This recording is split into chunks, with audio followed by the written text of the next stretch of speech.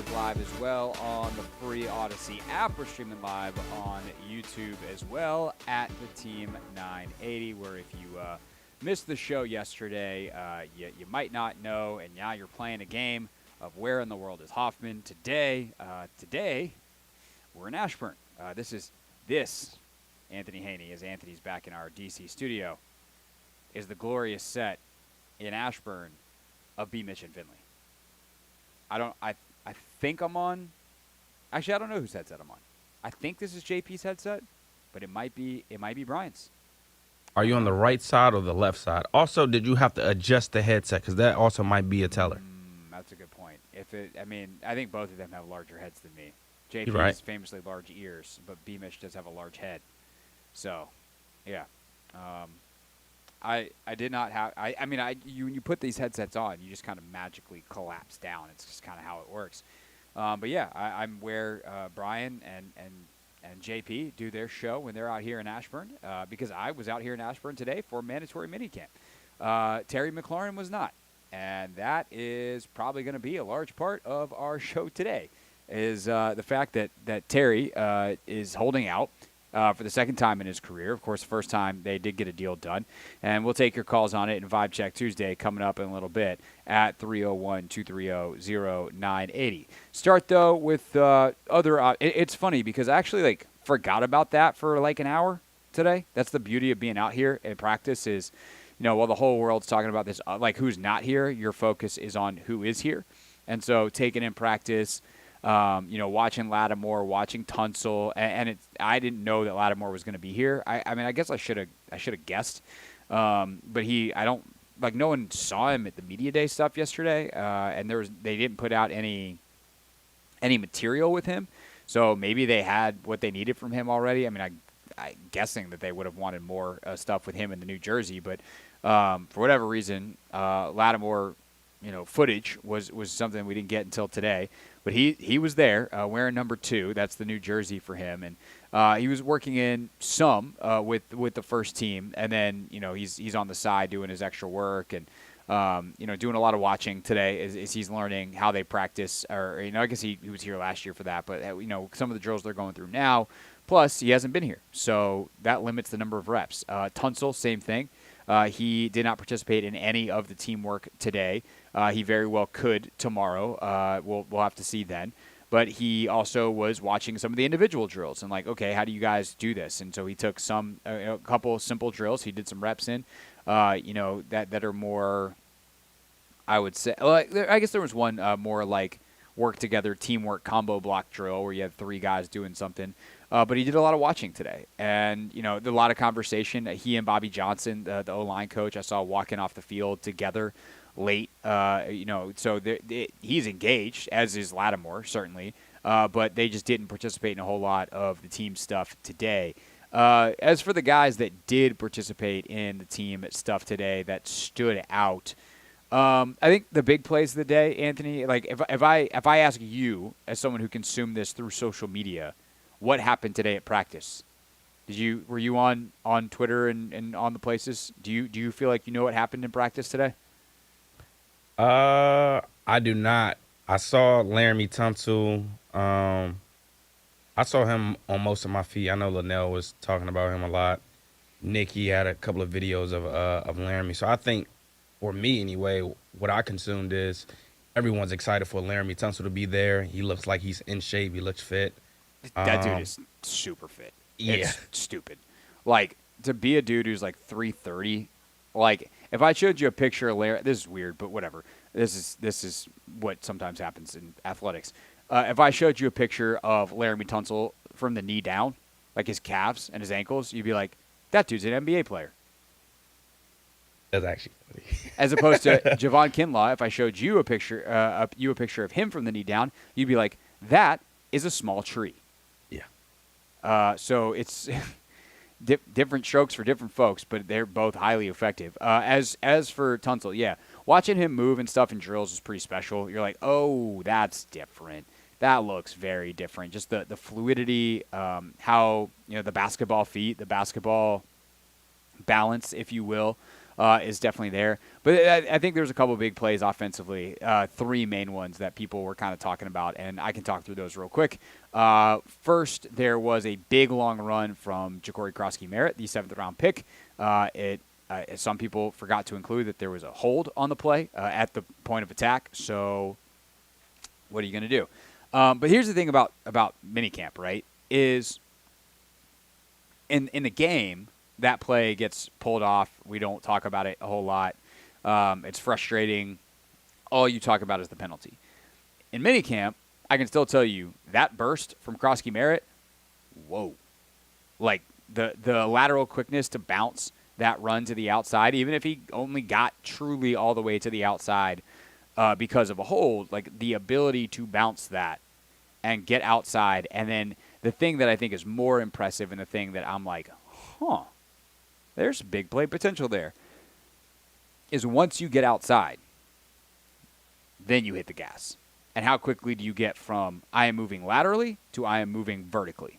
And Ja'Cory Krosky-Merritt, he got vertical real fast. His explosiveness it's real. And you see that on tape. You see that in terms of his ability to, stay on balance and then get back up to speed in the open field. And that is something that I think is kind of his superpower. And you see it on tape from Arizona in the one game he played last year and New Mexico State in the years prior. And you saw it a little bit on that one particular run today. The other 2 big plays that we saw in practice were there's a touchdown to Deebo Samuel in 7-on-7. That was a really nice play. Jaden, works the front side of the progression, nothing there, comes back to Deebo. I kind of wonder if it was almost designed that way, but also it took forever, so it might have been a second reaction play, if you will, where Deebo kind of, he knows, I think, off the snap the play is dead, or based off the coverage, but he's also kind of playing possum. They had just run a pick play that actually got called for OPI, and then, he kind of fakes like he's going to do another rub route type of combination, and then all of a sudden he bursts back open, and it's really nice for him to climb the ladder, go up, get the football. So the skill level is extraordinarily high from Deebo to have the explosiveness, the balance, the reach, the hands to bring that in. It's a good throw from Jaden to keep it up and away from defenders. But as Ken Norton Jr., the linebackers coach, was screaming at Jaden, is like that play took forever. I think he was saying, hey, you had 6 seconds back there. That play's dead. All the defensive linemen are like, we won that. Or all the defenders, because it's 7-on-7, there's no D-line, are like, we won that. We had it covered. You're dead. You would have been sacked. And so everyone's kind of right there. Jaden does a good job sticking with it, ultimately makes a play. Deebo makes a play. Defense probably, if we're being honest, wins the rep. Last one that kind of got some attention, or last two guys that get asked about a ton, Luke McCaffrey, Ben Sinnott, both had touchdown catches in 7-on-7 today. McCaffrey on a crosser where and I think Luke had a really good day. He just looks more decisive, and he looks burstier. Like you see some of the explosiveness that you were waiting to see last year. And on this play, he's running across the field. Jaden hits him in stride, and he just is able to outrun everybody to the pylon with that speed that we know is in there. He ran a 4.46 at the combine. See it on a play like that. And then last play of practice, it's a second action play. Mariota runs out, and Ben Sinnott gets vertical down the field. Mariota hits him. Really nice throw, really nice catch through contact, and nice job from Ben Sinnott to close out practice with a touchdown. So hopefully that is a sign of things to come, plays to be made from the second-round pick from last year. But, of course, the main discussion for today, I presume, will be who wasn't here. Terry McLaurin holding out, and now that he's missed something that's mandatory, it changes the equation. Or does it? Sounds like a good question for a vibe check. 301-230-0980, 301-230-0980. Your calls on Terry McLaurin's holdout on a Vibe Check Tuesday, next on The Hoffman Show.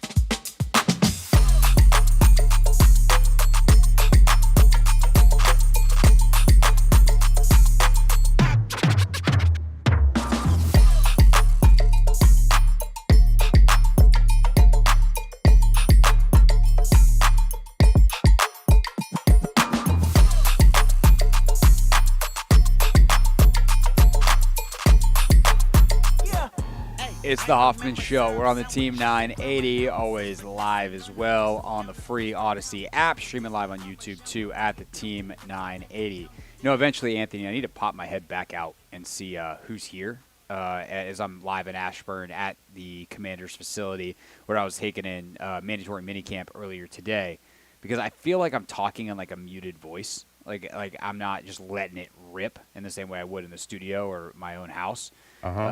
Because I don't want to be rude and I can't help it.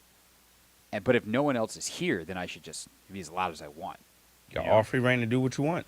You know, so eventually I'm gonna, maybe next break I'll just be like, hey, no one's here. Okay, or no one's here except for John Keim, and you know, Keim will deal with it. Just kidding, John. If you're out there and you can hear me, jokes for the radio. Now you're whispering. I know. It's part of the joke, Anthony. It's part of the joke. All right, let's go to the phones. 301-230-0980. It's a Vibe Check Tuesday. 301-230-0980 is the phone number. That's where you can get your thoughts and or questions in on Terry McLaurin's holdout. He is not here today in Ashburn as he and his representatives work with Adam Peters in the front office on a new deal. Let's get things started with Mark in Largo. Mark, thanks for calling. What's up, dude? You're on the Hoffman Show. Hey, what's up, Craig? How you doing, buddy? I'm good. Let me ask you something, man. Do you think it's a year thing or the money? Because I heard over the weekend they were trying to give Terry at least $35 million a year. But I also understand the Commanders, if they don't want to go past maybe 3.5, they'll push it with 4, but 5 is a no deal because, you know, you talk about 5 years. Now you're talking about San Rasil, Newton, and of course, we know the one we know. So, and maybe that's what they're thinking about as well too. I mean, to be honest, I have no idea. I have no inside information, and everyone that I've asked about it doesn't seem to have any real inside information on what the holdup is either. I think a lot of us that cover this agree, like, kind of where we think Terry should be and what might get a deal done if we were in charge, and we could just magically put a deal on the table and be like, does this work? Why not? And we have those ranges, but no one seems like, I understand the arguments from Terry's side. I understand the arguments from the team's side, and without knowing what the numbers are, I honestly don't know. There's no way it's 5 years. And by the way, there's no way he's getting $35 million. Like, that's Justin Jefferson money. That's not happening. Okay. 30, I think, is the number that we're playing with here. Like, and it's also, what number does he care about? Does he care about the status of being a $30 million receiver, AAV? If so, okay, well then we can fudge that number, because like the thing is, like, DK's deal is hilarious. It's one of the funniest structured contracts I've seen. Yeah. And I'm going to pull it up again real quick just so I make sure I have the. Well, and I want to say this one thing, because I remember 4 months ago, maybe 5 months ago, I was on this DK Metcalf, and I have to give you a lot of credit for this. Yeah, you were 100% correct, and the Commanders were correct for not going after him because he does look like a diva. And to be honest, when you look around, and I see what you mean by, is this guy a commander? We don't want a commander who's going to be. We don't want a player in here who thinks it's all about me by me and everything else. He could play, but he's never met his full potential. That's why I'm glad George Pickens is in Dallas, because he's going to be another head case for the Cowboys. 100%. So, you know, and it'll work out for them. But I do think that, you know, Debo is a totally different story. And then you got to think, you know, if Debo balls out, do they bring Debo back next year? I mean – well, this is what they're weighing, right? Is like, how much do we give Terry? How much flexibility do you want to maintain? Right. They've got the money now. Like, this year's not a problem. True. It's what do you want to be able to do next year? What do you want to be able to do the year after that? And this is where, like, I kind of laugh sometimes that, I mean, I pay attention to this stuff at a very high level. It's my job. But my job is also to cover the NBA and the WNBA and other, like, I don't live and breathe the NFL every single day, and even within the NFL, right? Yeah, like, you're not JP Finley. You're not JP Finley. You have a life.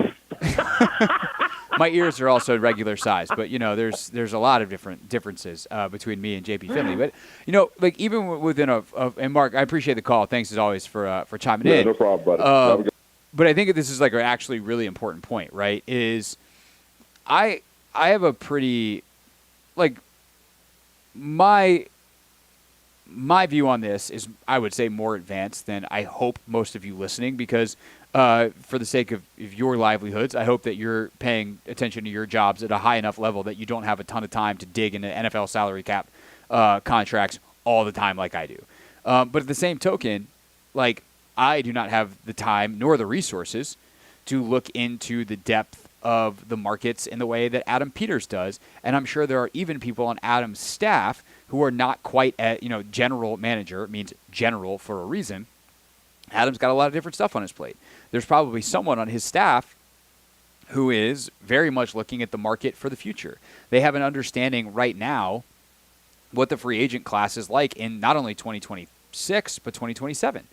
And so they understand what the draft classes are in 2026 and 2027 to an extent, right? Hey, what's the general feeling on the 2026 wide receiver draft class? Oh, it's stupid deep with high-end guys, or like it's not very deep at the top, but we feel about the middle range. There's a ton of quality. Okay, well, that might affect how much we want to pay Terry, because if we lose him, the downside of it is either higher or lower depending on those answers. And I have not taken the time, I will admit to you right now, in front of the listener, God, and everybody, I don't know what the 2026, nevertheless 2027 free agent wide receiver classes are.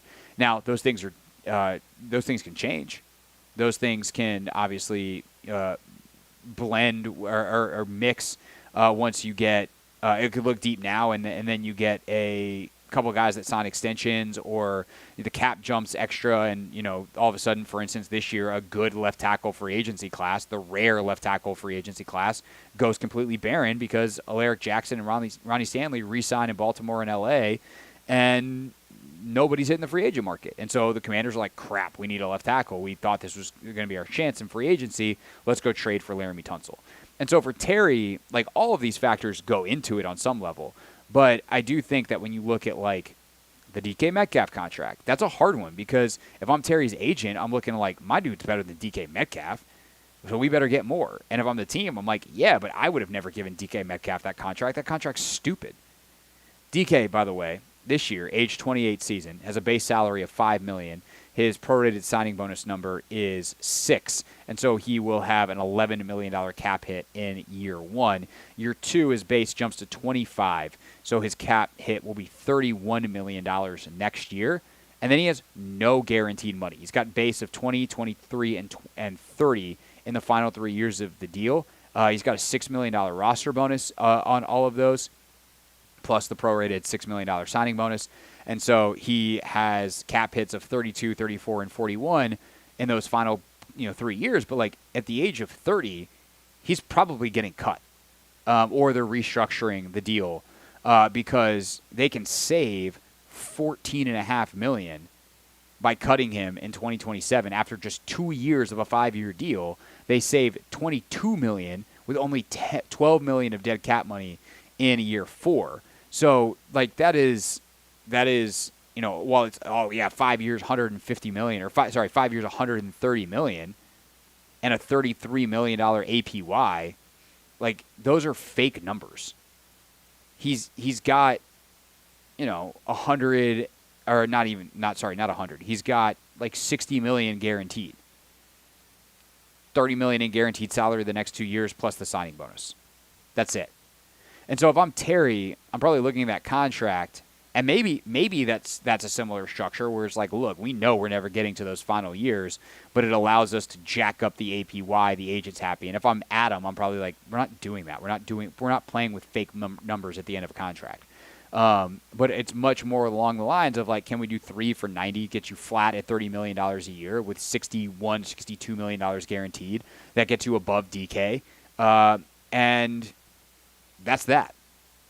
It's, the cap numbers are a little bit higher, but you're off the books before Jaden and Sainer still, and Coleman and all those guys are extension eligible. And so that's the game that they're playing right now. And if Terry's team is asking for $35 million, or they're asking for a bunch of funny money years on the end to make things look better, and Adam is like, I don't want to extend that out because I don't want the dead cap charge on void years at the end of the contract when I'm trying to negotiate the biggest quarterback contract in NFL history, then yeah, Terry's agent's going to have to take that medicine and be like, okay, fine, we'll work within your structure. If Adam is being like, hey, man, sorry, you're 30 years old, I'm not paying you $30 million a year, I think that belies the value that Terry McLaurin has shown. So it's hard to know, like, who's quote-unquote wrong here or what's the holdup without knowing the numbers. But I understand the arguments, and I think that's something that we're continuing to monitor, and hopefully we get a little more detail just for those of us that would like to know what's going on. But in the meantime, if you have thoughts, let's take them. 301-230-0980, 301-230-0980. It's a Vibe Check Tuesday, and we're talking to you here on The Hoffman Show.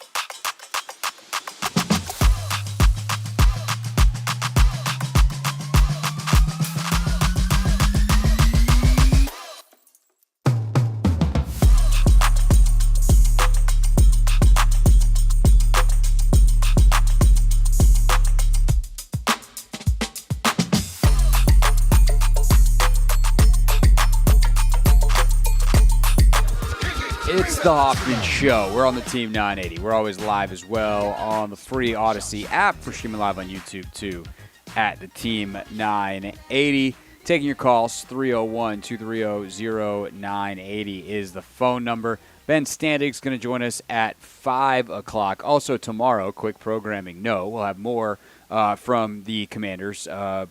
mandatory minicamp. I will not be out here tomorrow, but we'll get more coverage of it. We'll continue to talk about the big stories that emanate from it, but also the NBA Finals, Game 3, so we'll preview that. And we'll talk to reigning WNBA Rookie of the Month, Kiki Iriafen, on the show tomorrow. So, big show tomorrow. As for right now, though, let's talk Terry. McLaurin's not here. What do you think of it? 301-230-0980, 301-230-0980. Let's get it started with Zach in Richmond. Zach, thanks for calling. You're on the Hoffman Show. Hey, thanks, Craig, for taking my call, man. This whole Terry thing is hurtful, I think, for Commanders fans because of the great year that he had. I mean, you're talking about a guy who's been loyal to our team for 8 years, and when we finally get him a franchise quarterback, he breaks our, regular season record for touchdowns. He gives us the spark. Craig, if you remember, those first 2 games, Tampa and the Giants, our offense didn't have no spark to it. It took until people were like, hey, we need to get Terry the ball in that third game against the Bengals for our offense to start rolling. And the only person that really was consistent for us all year on offense was Terry McLaurin, other than Jada. But for your quarterback to throw 25 touchdowns and 13 be to one dude when he's double covered, like against the Ravens, when he's making long runs against Detroit. I mean, I understand that he's a 30-year-old wide receiver, but when we look at the free agent market next year, 2026, the only guy that's on his level, Craig, is Mike Evans, and he's in his 32nd year. So when you think about if we don't give him the deal, now I don't think we should give him $35 million. That's ludicrous.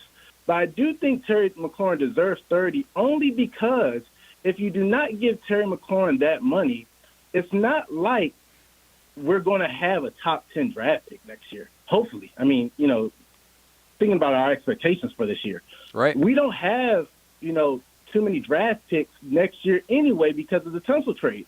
And I don't see us giving a first-round pick for a wide receiver when we need an edge rusher with Wagner and Zach Ertz probably retiring. So I don't really see where we go if we let Terry McLaurin walk or if we decide to trade him. But I definitely think we can't continue to make him, scrape for dollars when he's definitely earned the money. I mean, all pro is all pro. Thanks, Craig. Yeah, Zach, that's a great call. And that Zach summed up how I feel very well there, which is, and actually reminded me of last year. I've forgotten just how,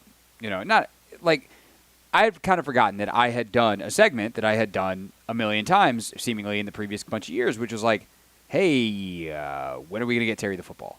Because when he is involved, good things happen. And I think it's really easy to try to re-wallpaper that and be like, well, Terry's success is because of Jaden. And, I don't know that that's the case. Actually, in fact, I know that's not the case because I've seen Terry McLaurin with just bubkiss QB play over the course of his career still be a highly effective 1,000-yard almost every single year. And the other year that he didn't get it, I think he was 900-something, and he missed the last game because of a concussion or whatever it was. He's been extremely consistent. And then you give him a Jaden Daniels, and that takes another level. But he also elevated Jaden. I mean, think of some of the catches he made last year. Nevertheless, some of the plays in, the playoff game against the Lions where he takes a screen pass for a touchdown. Yes, that's the blocking. Yes, it's the design. But that's Terry being awesome. They get Terry the ball in the NFC Championship game, and he has that slant route that he takes for a big gain. The play that launches the season is to Terry. And it's third down, it's late against Cincinnati. You're on Monday Night Football. Things are going well for you in the season. And Jaden, that's the moment that a star is born.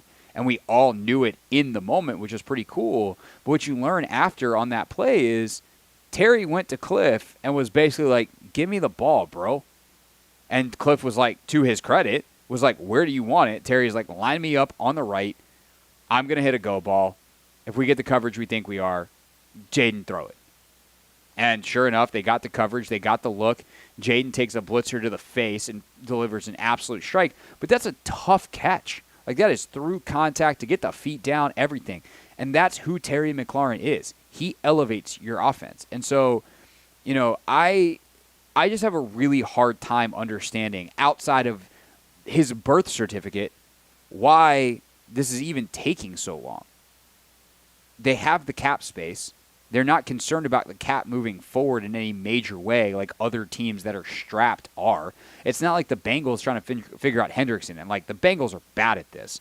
But at least in the Bengals quote-unquote defense, trying to balance all the contracts of Burrow, of Chase, of Higgins, that's hard. They have made it much harder because of how they've gone about it, because they as, by the way, I don't know if anybody else saw this today, their rookie Shamar Stewart called them out because they're doing funny stuff with his contract language and he doesn't want any part of it.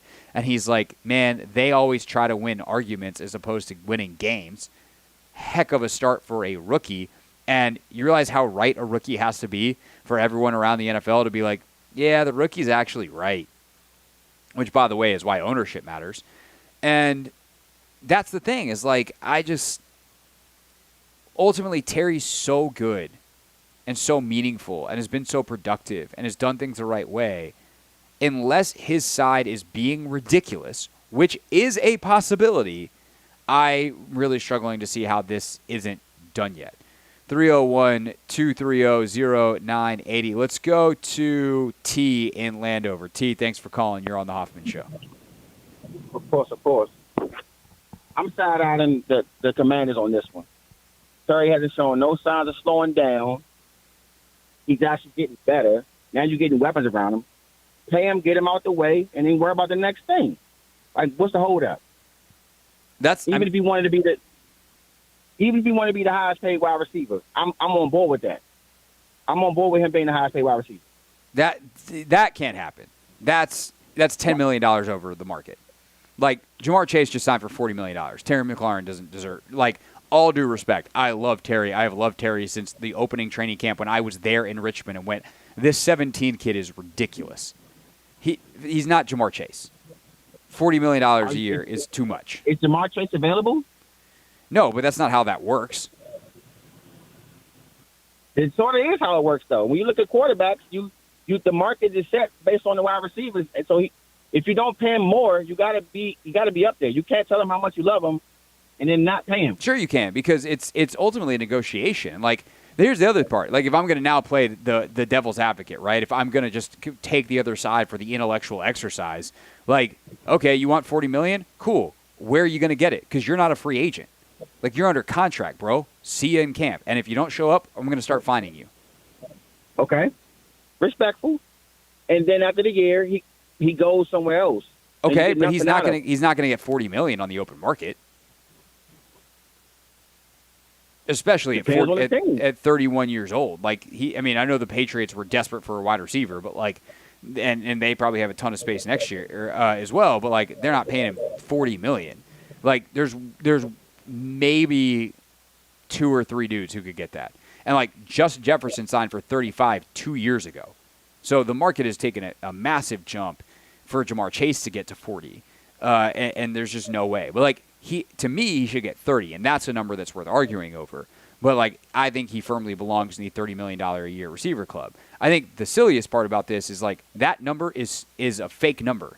DK is getting 33 a year, but DK is not actually, over the life of his contract, when you look at the cash output that he is going to receive, and I'm talking the gross number, not the net number after taxes, not what actually goes in his bank account, but the numbers that we all talk about, right? He is going to get not remotely close to $33 million a year. And so the real question is going to come down, what is he asking for? Well, and that T is my question, right? Because I agree with you that it feels like Terry, as long as he's asking for something remotely reasonable, should get what he wants based off of who he's been, who he is, the production, the person, the character, the leadership, the everything. So what's he asking for that it's taken so long? And I don't know. If you ask them where you rank them, at least pay him where you rank him. If you don't sure. think he's number one, okay, don't give him 40. But if you're saying Jefferson's making 35, I don't think he's Jefferson either. I don't think absolutely. he's A.J. Brown. I don't think he's CeeDee Lamb. Like, he's somewhere between the, let's call it the 5th or 6th and the 12th best receiver. I'll take him over CeeDee Lamb because I've never seen Terry McLaurin pout and shout on the sidelines with bad energy. Yeah, but I've seen CeeDee Lamb do a bunch of other stuff that's really important, and CeeDee is also younger. So, like, it gets – like, T, this is the complication, right? And we got to run, so I appreciate the call because it like, this is the kind of thing that if you're Terry's agent and you're going back and forth with the team, like, these are the discussions that is going to be had. Like, what do you value? Where do you rank my guy? And ultimately, like, what does that cost? But then it's also what's important to you. Because some receivers will care far more about the total value and the number that goes across the ticker, and other guys, who I would say are smarter, are going to care about, I want to know how much is guaranteed at signing. Because that number is cash I'm going to get, minus what Uncle Sam takes. So that to me is the holdup here is, like, what are they asking for, both in terms of the number and the metric that's important to them? And that, unfortunately, we don't know at this point. 301-230-0980 is the phone number. More of your calls on Terry McLaurin next.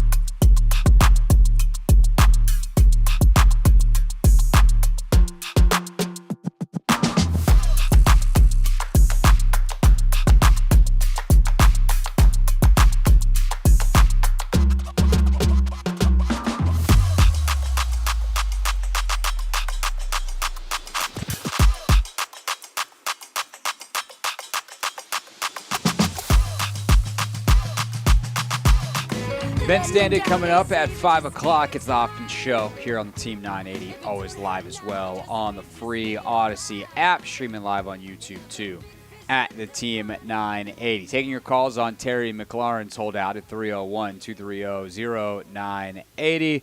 Let's keep it rolling with Jason. Jason, thanks for calling. You're on the Hoffman Show. What's going on, Craig? How you doing, man? I'm good, man. Thanks for calling in. Appreciate it. I think everybody needs to take a page out of what Aaron Rodgers said a few years ago and just relax. This will happen. This will get done. We have to understand that we have competent, smart people in the building that are handling these negotiations. This is not like the old regime or anything. So they've done great so far. So we have to just, believe that they're going to do what's best, what's right. We clearly see Terry being a commander for a long time is, what needs to happen. And got to believe that will happen. They said they wanted to happen. Terry wants to be here. So everybody just needs to relax and wait till it happens, because it will happen. And I know last time people were freaking out, and we got it done. That was with a regime that didn't know what the heck they were doing most of the time. So we got competent people. Why not just trust in them? Yeah, no, look, Jason, I think it's a great point, and it's good to, hey, let's pull ourselves out of the moment and say, this is ultimately suboptimal but not catastrophic. Thanks for the call, because I do think as long as it's done before training camp starts, there really isn't any long-term issue here. I don't think that Terry, if Terry comes into camp, they have a good season, whatever, it probably becomes a long-lost memory. The thing is, though, it does, any kind of tension like this can linger, and that's why I don't really understand at times when teams invite it. I just don't understand when teams and players ultimately come to the contract that all of us on the outside think that they were going to come to all along, and there just was a lot of negativity and hard feelings and hard-fought negotiations to get there. And it's to land on the place we all thought you would land. And that's why I'm curious to see what this contract ultimately is. But do I think it will get done? Yes. Do I think there's any long-term damage that's been done yet? No. Does it matter that Terry's missing minicamp, in terms of the functionality of minicamp? No. And these are smart, competent people who I think are worth believing in on the commander side of it, which obviously in the long run is a pretty big deal.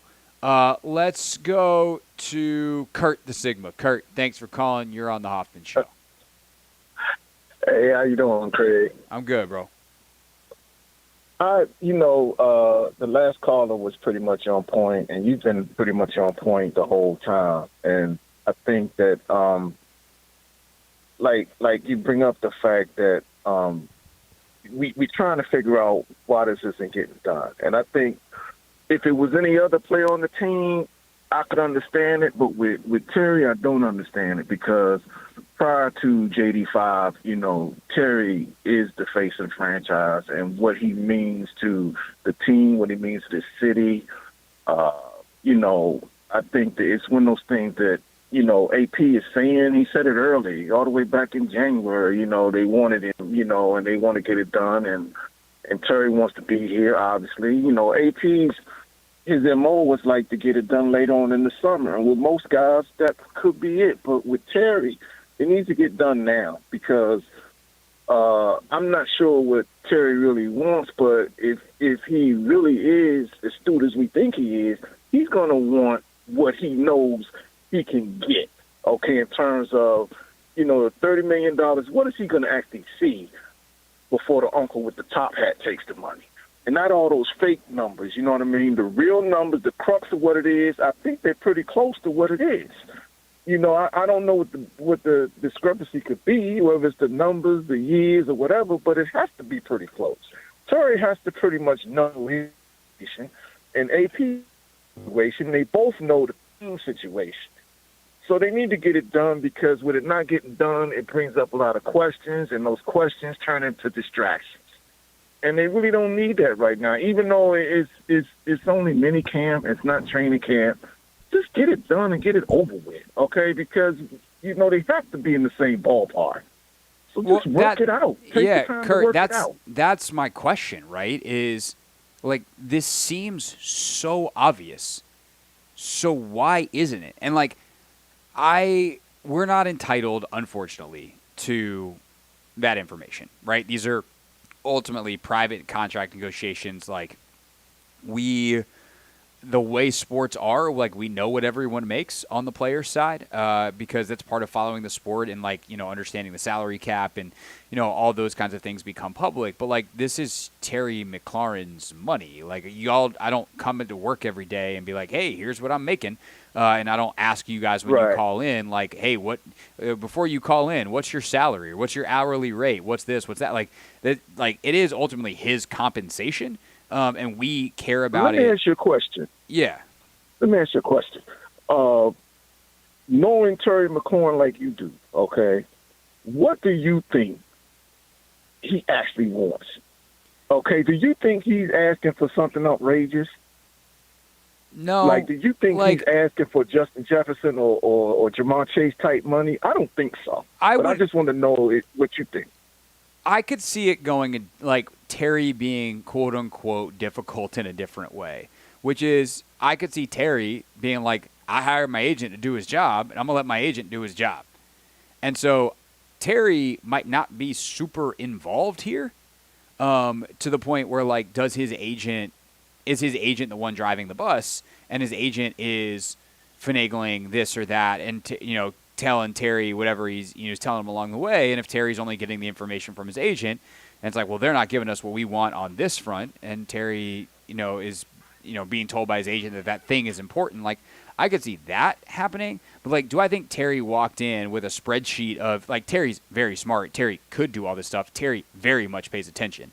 But is he walking in with to his meeting with his agent with the spreadsheet being like, I better be here and here and here and here as in a printout of the SPO tracker over the cap website? Like, no, that's not how NFL players typically, unless you're Bobby Wagner or Laramie Tunsil and you represent yourself, that's not typically how it goes. So my guess is he gave his agent general direction, what's important to him, and his agent is trying to get the best deal that he can. And I think other agents might be more lenient or willing to work with the general manager a little bit more, or maybe Adam is trying to draw a hard line in the sand because outside of Sam Cosmi, like this is his first big extension with the Commanders, and he wants to set a precedent of like, yes, we will pay guys, but like we're not gonna go crazy. Like we're not gonna pay you a bunch over market just because you're our guy. Like that's not a way to build a winner that's sustainable. And so there's a lot of competing factors here, and I'm gonna put it this way: there's a lot of potential competing factors here. And that is, without knowing exactly which ones are at play, it's really hard to comment or have a strong opinion on who's right and who's wrong. But I think it is interesting to talk about. And I think it's also interesting to hear so many of you who have been longtime fans of Terry, like basically be like, I don't care what it takes, get that guy done. Because I think that also does matter in negotiations. Like, how much do you mean to the org? Right. And he obviously is a guy that's going to have his number. I don't know about his number retired because you just don't retire a lot of numbers in football. He's, at the very least, a Ring of Fame guy. Depending on how the next couple of years go, he might get his number retired because he's been that damn good. Thanks for the call, man. Appreciate it. Okay. All right. Thanks, Kurt, for the call. Thanks to all of you for calling. Ben Standig is going to call us next for Not My Beat here on The Hoffman Show.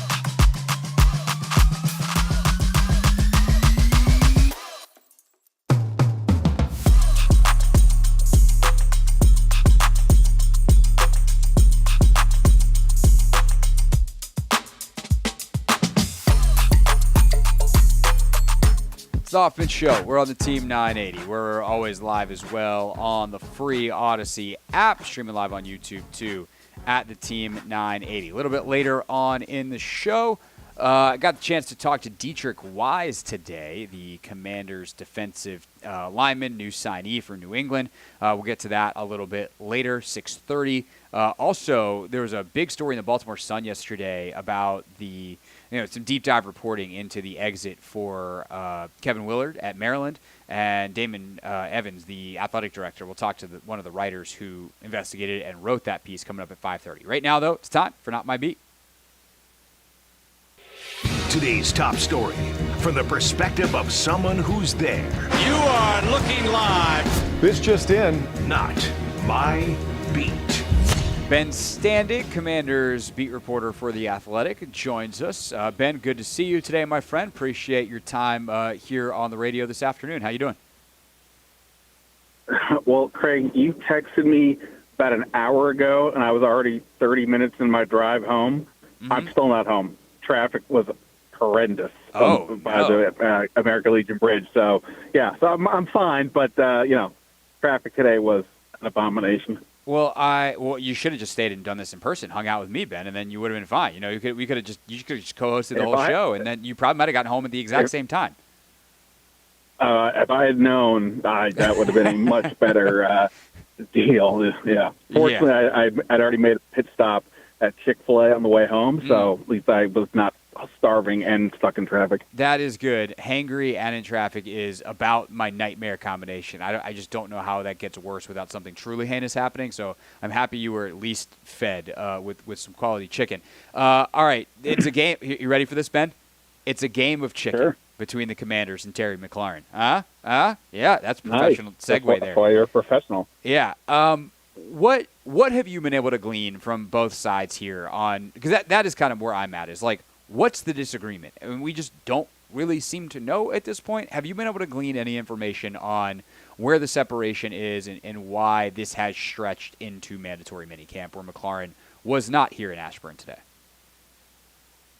Yeah, the team is, not talking much as as we've seen under Adam Peters. They've typically not put out a ton of information. I don't know if this is the sole reason, but it feels like, and I've talked about this before or written about it a little bit, ultimately the money is the issue on some level, right? Because that's what we're talking about, and I feel like the divide there a little bit is the production versus the age.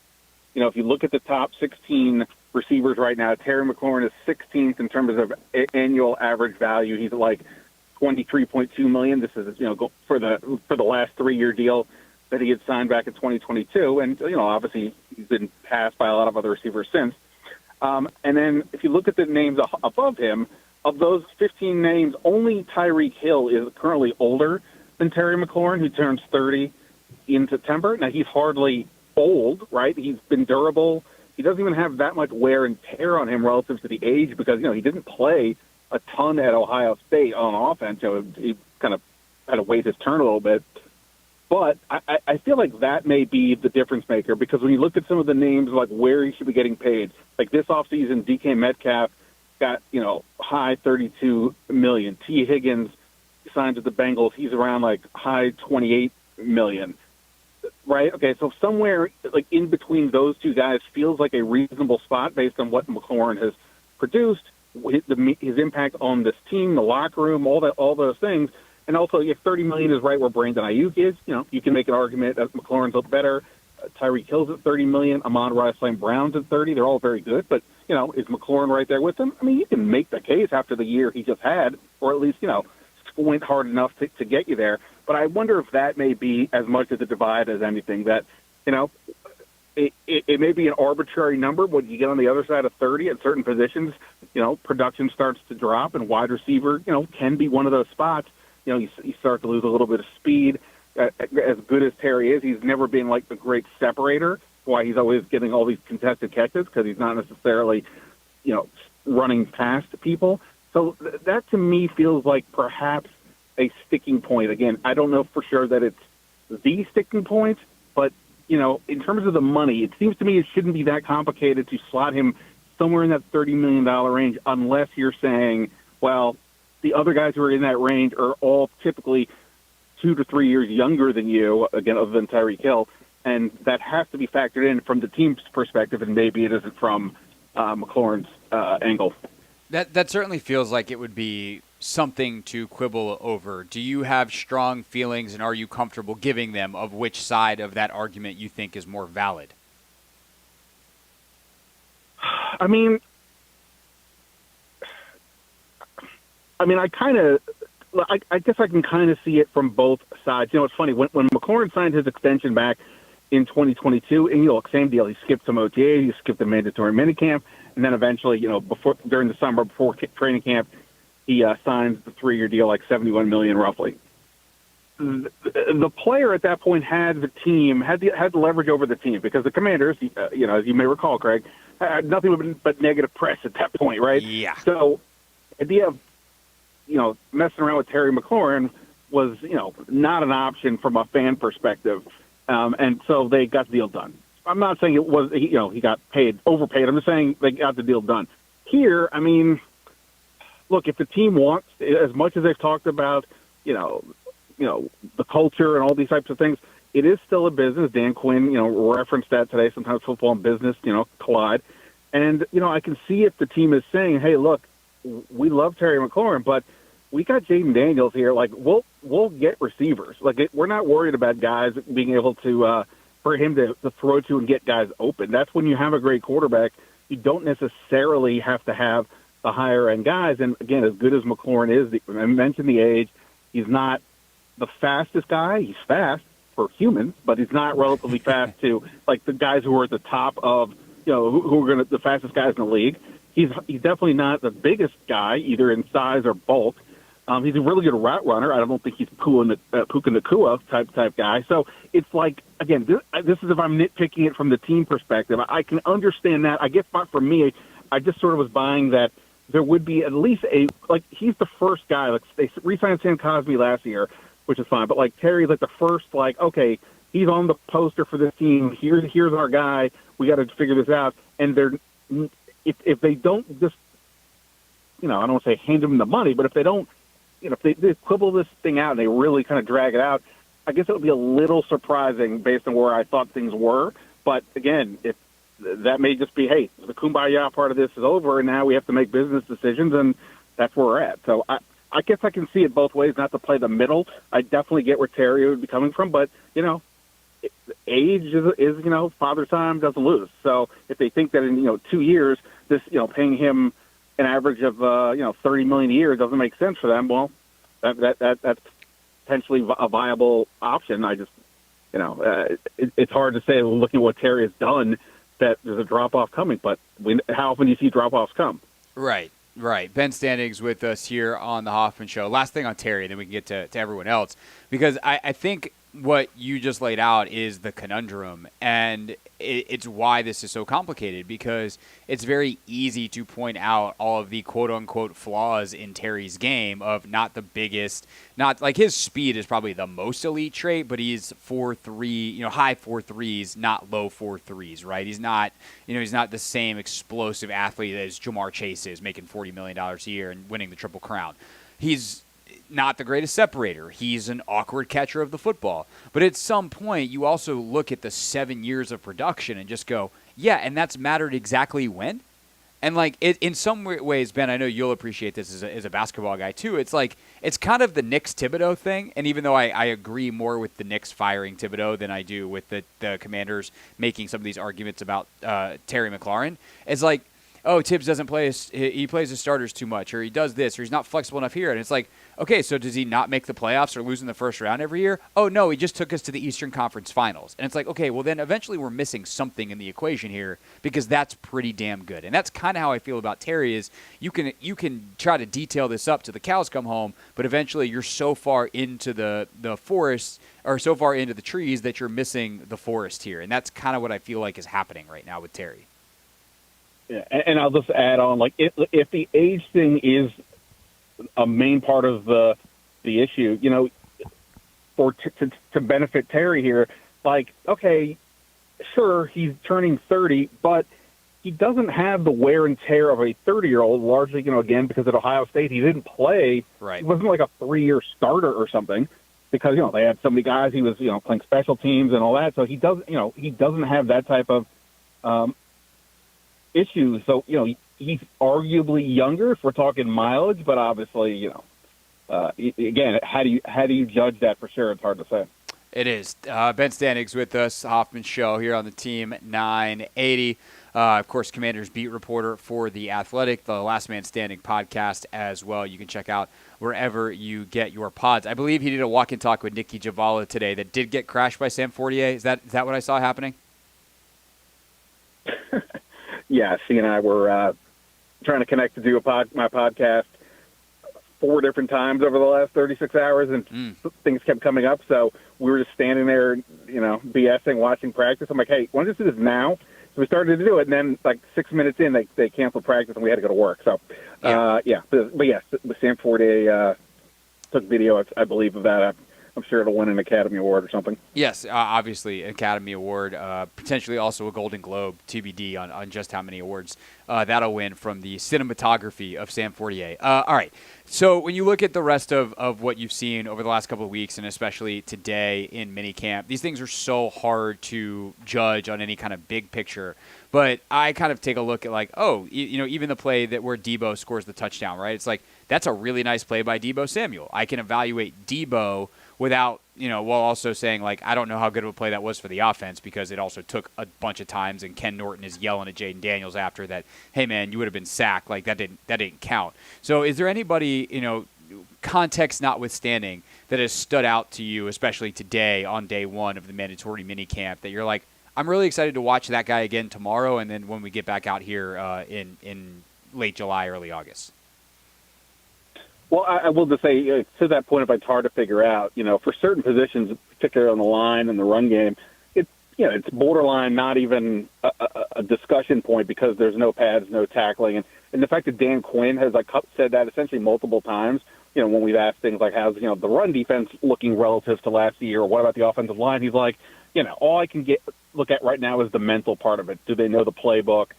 How hard are they working? Those types of things. So I think that's an important aspect of this. I mean, I will just say that I'm really intrigued in the running back room by Ja'Cory Krosky-Merritt when they get to training camp. I just said that it's hard to gauge running backs, and that is true. I like the element that he brings of that, one cut burst off the field, and he's a little bit bigger than I think I thought.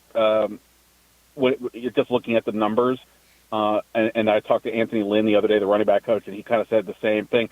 Again, I don't know. I'm not saying he's going to start or even necessarily crack the rotation since they brought back the 3 guys from last year, but he does bring an element that they don't have, and I'm curious to see if he gets more run, no pun intended, what that looks like going forward. The offensive line, again, I keep pointing out the things I just said are hard to gauge, but Laramie Tunsil was out there today. Tomorrow, I think I want to take a little closer look at how he's looking out there, just moving around. But we still have to wait to see, is Josh Connerly going to be the right tackle? They've been playing. Andrew Wiley is still there. Brandon Coleman's been playing some guard. How does that play out, and so on? And I think that's, again, we may not get a better feel for that until deep into training camp or the preseason games, but I do want to see how that looks. And then I would just say cornerback. I think Trey Amos has had some pretty good moments, all things, as you said, context appropriate moments. But Marshawn Lattimore was out there today. Dan Quinn told us no restrictions. He's out there. Okay, well, I still want to see it, though. I want to see him, run full speed. Does he, does he make it through every day? Do they have to, restrict him at all in terms of his participation? Hopefully he can go because, he and I think Deron Payne, to me, are the 2 guys. How they go this season is the biggest variances on the defense. If they are playing at good levels, then this team could definitely go up a notch or 2 from where they were a year ago. If they don't, then this team may not have any real difference makers, or not many of them besides, say, Frankie Louvu. And now all of a sudden, now you're looking at a team that's going to struggle to stop teams from moving the ball. Ben Standig with us here on the Hoffman Show. When you look at the tight end room, Logan and I talked about it a little bit this morning on Take Command, and it's a really interesting room because they have just a bunch of freaky athletes in there beyond the guys that we think will probably make the team. Like Tyree Jackson, 6'7", walking around and moves great, former quarterback. You're like, man, that guy's – I don't know if it clicks like that feels dangerous. Colson Yankoff, obviously a great special teams player last year, and then all eyes beyond, Zach Ertz just keeps finding his way open and is making plays all over the place, and you're like, okay, got that. Glad he's back. But Ben Sinnott is the guy that I think is the wild card here. What have you not just seen, Ben, here in these couple of weeks of OTAs from Sinnott, but what have you heard when you talk to other people about him in and around the building of kind of what didn't click for him last year and what you expect and what they expect going into this year? Yeah, I mean, I think last year, at the end of the day, they got way more out of Zach Ertz than they could imagine. It's just his ability to play, just being available for the whole season. That did not seem likely based on his recent injury history. And obviously, John Bates is going to be on the field in 2 tight end sets. He's the blocker. Benson is not big enough to really be that guy, and he's not as seasoned, obviously, as Zach Ertz as the pass catcher part. They use 3 tight ends at times, but not a ton. So, he never really got any runway. If Zach Ertz even misses, say, 2 games, then that would be an opportunity for Sinnott to get out there and show something as a pass catcher. But he just never really kind of got going. And, he did have the catch from stress way in the postseason. But I wonder what's going to change this year. Like, it's hard to see a scenario. Again, Zach Ertz maybe misses games, but other than that, it's kind of hard to see a scenario where Sinnott is like forcing his way into the lineup.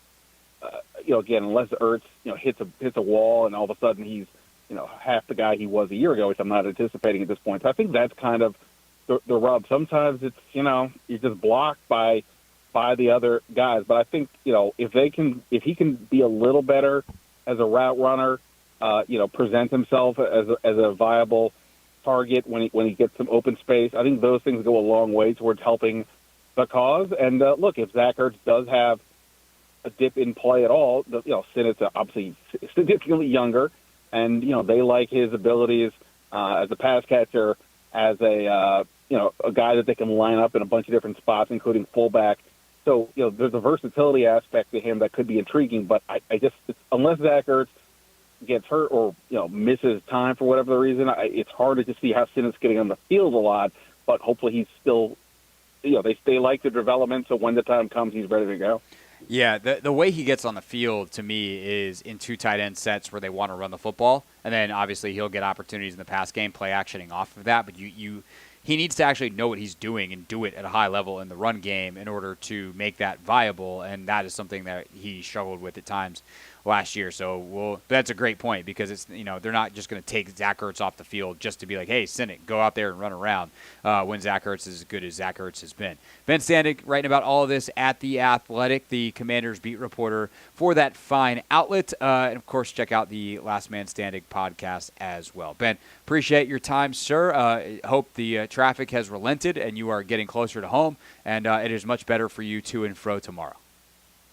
I have made it to out of the traffic. I'm back to freedom. Very excited about Excellent. that. Appreciate that everybody is worrying about that. But yeah, so we're good. Thanks for having me on, Craig. And I'll see you out there. All right, sounds good. That's Ben Standig with us here on the Hoffman Show. When we get back, our one turn away from the Commanders today to talk with someone who wrote one of the stories that powered our show yesterday. Big Baltimore Sun investigation into what went down at the University of Maryland that led to both the exits of athletic director Damon Evans and head basketball coach Kevin Willard. One of the writers of that story joins us next on Team 980.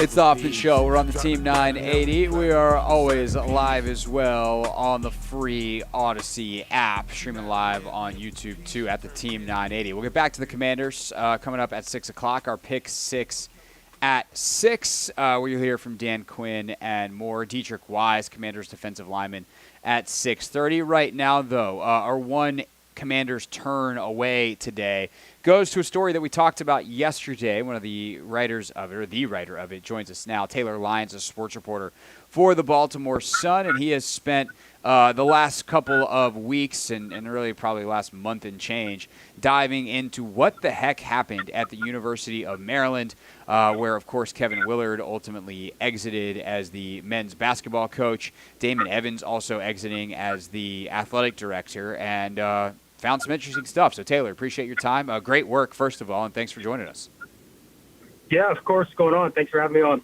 Yeah, no, thank you. And let me start off here, Taylor. Like, you obviously knew a lot, as many of us did, going into this based off what was said in public. Like, so much of this played out publicly, which in some ways was the issue at hand here. So what ultimately did you find that you felt was new and important as you started to dive into this story? Yeah, so I don't think I was breaking any news by saying Kevin Willard and Damon Evans didn't like each other. I think that was pretty well known. Right. I think the thing that surprised me, though, was how far back this went and just the overall scope of it. I mean, the very first quote in the story from Harry Geller, who ran NIL for the Maryland men's basketball team, said that Willard was unhappy from the first week he met him in 2022. He said, Willard said, his first week on the job, I've never seen a place that cares less about winning in basketball than Maryland. And then, that kind of festers over the next 3 or so years. And there were points where it kind of bubbled up and became public. I mean, Damon Evans, back this past January, went on the radio and said, hey, Kevin, you got to start winning some more road games. And that kind of agitated Kevin a little bit. And then, obviously, the infamous press conference right before the NCAA tournament where Willard kind of divulges Evans' plans. He says he's probably going to SMU. No one knew that at the time. Even those Evans' closest allies in the athletic department didn't know that. So just led to a really kind of messy kind of falling out that I kind of described in the piece. That that frustration that bubbled over the 3 years Willard was in College Park and finally kind of spilled over for everyone to see. So what I think is interesting about the piece, Taylor, there's a lot of interesting things in the piece, but one of the things that in terms of that relationship is funny, interesting, weird, is that there's a lot of folks, or at least a couple folks that you cite, that think Willard would have stayed if Evans had stayed. Is that a fair, did I read that correctly, that even though these two did not like each other and did not get along, that it was still in some ways a very productive, even if not beneficial for either of their health, productive relationship, and perhaps Willard would still be at Maryland if Evans was still the AD? Yeah, I'm not sure. I would kind of push back maybe a little bit on, I think the quote you're referencing from the one booster who I spoke with, who met with athletic department officials regularly. He said that he thought Willard would stay if Damon had also stayed, like you just mentioned. I think I would kind of push back on that. I think Willard had kind of been looking for an exit for a little bit, and so had Damon Evans. So he did say in the tournament that I don't have anyone to negotiate with. I don't have anyone to negotiate a new deal with. I need this, and this, and I don't have anyone to talk to for it. So I don't know. I think they had both been kind of looking at their own exit strategies for probably dating back a few months, maybe even years. Who's to say? But I don't know if Willard would have stayed even if Damon did. Gotcha. So the quote accurate, the whether or not that person is actually correct in their assessment, that is at the very least up for debate. Taylor Lyons, sports reporter for the Baltimore Sun, with us here on the Hoffman Show. So when you look at the types of things that Willard was complaining about and why he said that incredibly damning quote that you already referenced of I've never seen a place that cares about winning less than the University of Maryland, does he have valid complaints here about what Maryland wants to be as a basketball program and what the reality is? Or is this a coach who, for whatever reason, just didn't like it and was looking for reasons to complain? I think it's a little bit of all of that. I think it's yes and no. I think some of his complaints were valid. I think the biggest thing that everyone kind of points to is that night in New York back in December when the Terps played Syracuse in Brooklyn, and he was told that his team wasn't allowed to stay overnight in New York an extra night because it cost too much. So, I mean, there were examples like that over the 3 years that, certainly made those complaints valid. But also, I think Willard was just a guy who asked for more and more and more. Most of those requests were fulfilled. I mean, one of the details in the piece, the Terps played in Louisville a few years ago. And Louisville Stadium had this, kind of private lounge for its donors. And Willard goes to Damon and says, "Hey, let's get that in College Park. Let's get that in Xfinity." And they did that. So I mean, there were certainly times where Willard's complaints were valid over the money and the finances and what was and wasn't possible. But I think ultimately it was more so just a coach who kept asking for more and more and more, and the answer was yes most of the time. And I think that's what kind of pushed Evans out was, hey, I have this coach who's frankly annoying me, and just wants to get out of that relationship. So if he keeps saying yes, though, and some of these things are fair, is there also a larger structural problem at Maryland for not being able to anticipate some of these things? The fact that Willard had to ask for some of these things where he should have just been able to have them already, because that's the standard that Maryland claims that they want to be as a top flight basketball program. And the reason I asked that question, Taylor, is because is this the kind of stuff that Buzz Williams is going to run into as well, or is this more specific to Willard and particular desires that are more personal to him? Yeah, I think that remains to be seen with Buzz. I think to the structural part that you mentioned, I think the biggest thing here that Willard didn't have that a lot of his competitors did have is a GM, a general manager, that a lot of college football, college basketball teams have nowadays, where the general manager is the one who runs the NIL. He's negotiating the contracts. Once revenue sharing comes starting next year, they're going to be the ones handling that. And the coaches to really just focus on the football or focus on the basketball. Willard didn't have that at Maryland. They relied on volunteers, on donors who kind of stepped up and assumed those roles. So I think that speaking to the structural part, Maryland just plainly just lagged behind its competition in terms of the responsibility it put on its coaches, where Willard's having to outsource those duties to volunteers, while several other teams, even in the Big Ten, have full-time general managers on staff to handle to handle those responsibilities. So is that, like, where does the buck stop with that stuff? Is that a universe? And also, I guess, where does the buck stop is, I think, a general good question to ask about this story. When you look at some of those types of things that we've been talking about, or the fact that all this toxicity, Taylor, was allowed to fester and get into the public, does that fall at the feet of Damon Evans? Is that personal responsibility for Willard? Or do you go even higher on the ladder and take a look at the university president and be like, hey, man, like, how'd you let this all go down on your watch? Yeah, I mean, I think I would say all three. Obviously in terms of the story getting out, the main people I talked to for the story were donors and boosters, people that were close with Willard and Damon Evans.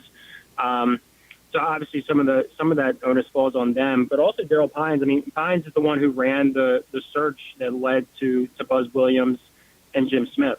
So I mean, if you want to go as high as you can up to the top, certainly Daryl Pines bears some of the responsibility here.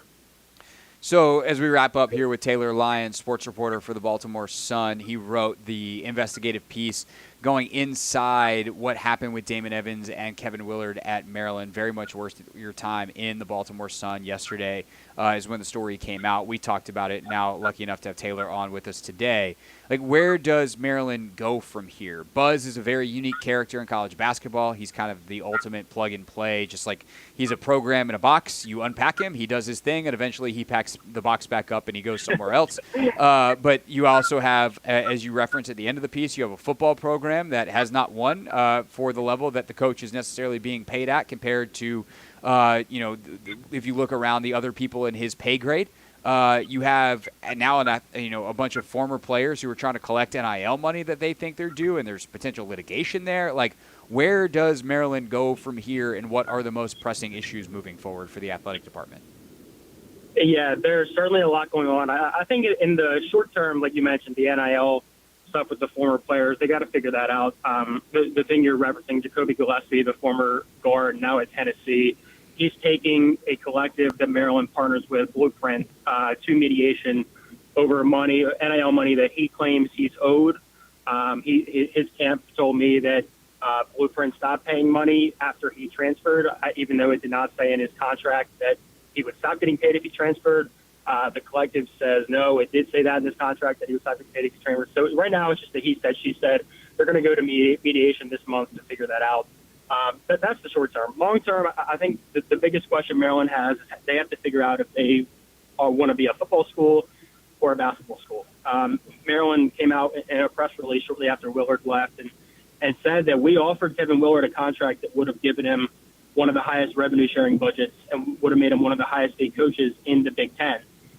Now, with the revenue sharing, with the kind of de facto salary cap we're going to have starting next year, that money has to come from somewhere, and it's going to be football. So if they have one of the best-funded men's basketball rosters, they're going to have one of the lowest-funded football rosters, and vice versa. And like I mentioned too, Loxley, is one of the losingest coaches in the Big Ten over the last 5-6 years that he's been here, and he has a new boss too. So there's a lot to be remains to be seen over the next few years. I'm fascinated to see how the relationships unfold between Jim Smith, Mike Loxley, and Buzz Williams now. Taylor Lyons, sports reporter on the Baltimore Sun. Taylor, this was a really great piece to read. Good work on all of this, and we look forward to reading what else you write over as we answer the questions you just laid out. Yep, definitely. Thanks for having me on. You got it. Taylor Lyons with us here on the Hoffman Show.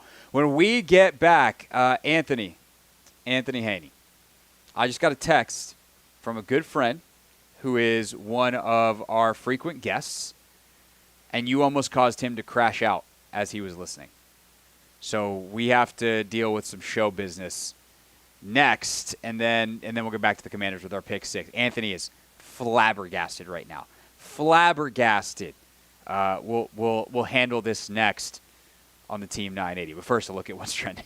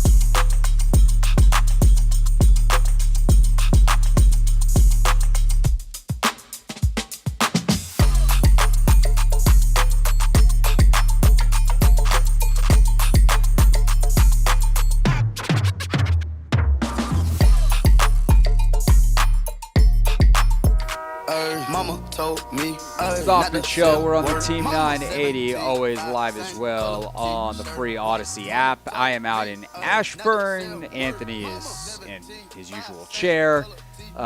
Pick 6 to 6 coming at 6 o'clock, where we will get you the 6 most important things that Dan Quinn said today. Then at 6:30, Dietrich Wise, Commanders defensive end. I chatted with him after practice. And Anthony, he was the last one off the practice field. Dude's going into year 9. Everyone else is done. He's literally in a back corner. Like, I thought I missed him. I was ready to crash out. I was like, I can't believe I missed him. And then in the very back corner, Mitch Tischler was like, wait, is that your guy back there? I was like, that does look like a 91. And he was working on the D-line pads, like we're just happened to be stashed away in a back quarter. And so that's where we started our conversation. You can hear it coming up at 6:30. However, speaking of crashing out, Anthony, earlier in the show, one of our good friends and regular guests was listening. And you played his intro music. And he about lost it. I got a text that said, quote, you played insert artist here, insert song here for a random segment, and I almost called in screaming until I realized it wasn't another guest. Was fully ready to crash out for my theme music. Anthony, do you know who this is? This is Clinton Yates. Yes. Oh, my yes, it is. You played Paramore earlier on in the show. I did. And when we play Paramore on this show, that kind of means that Clinton's coming on, except for apparently he was listening, and he was like, I'm not coming on here. Why are you doing this? And you know what's funny, Anthony? I had that thought as you rejoined with Paramore, and it wasn't Clinton. I was like, this is weird, but I don't have time to deal with this right now. And lo and behold, my phone gets blowed up by Clinton Yates because he was listening, because he listens. And I was like, you need to take this up with young Anthony Haney. Actually, I'll take it up with Anthony Haney because this is going to be our 5:45 segment today. All right. First of all, let me defend myself. So, one. Good luck. There's been a lot of new music being played today. I just played Migos Stir Fry. I don't think I played that in a long time. Mm-hmm. What else did I play today? I played Pushin' P by Gunna. So basically, I was just checking this library to see how extensive it was, to see like what new artists it had, what new songs it had. And one of the first artists that I had looked up was Paramore. Because usually I have like hotkeys. You know, I have hotkeys with a whole bunch of instrumentals. Mm-hmm. But AMAC had informed me that, hey, they updated the system. There are a lot more songs in there. You can, go search. So as we're about to come back from break, I have Paramore in the search history, like the search bar.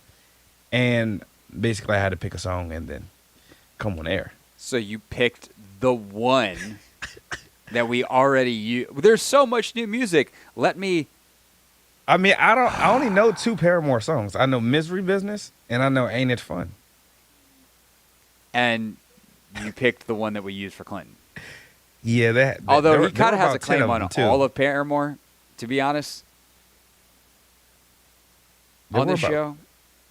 You said we don't play a lot? No, I said he kind of has a claim on all Paramore songs on this show. So yeah. So your defense, in essence, boils down to you were unprepared to do your job, so you had to panic, and you chose a song that is already assigned to something specific. Sadly. Yeah, it's not much of a defense. And look, I do love Paramore, though. Yeah, but Clinton, I'll reserve those rights. I mean, he's literally the only one, I think, that has a fully reserved artist on the show. Because, like, Linnell gets DOA. Yeah, that is his anthem.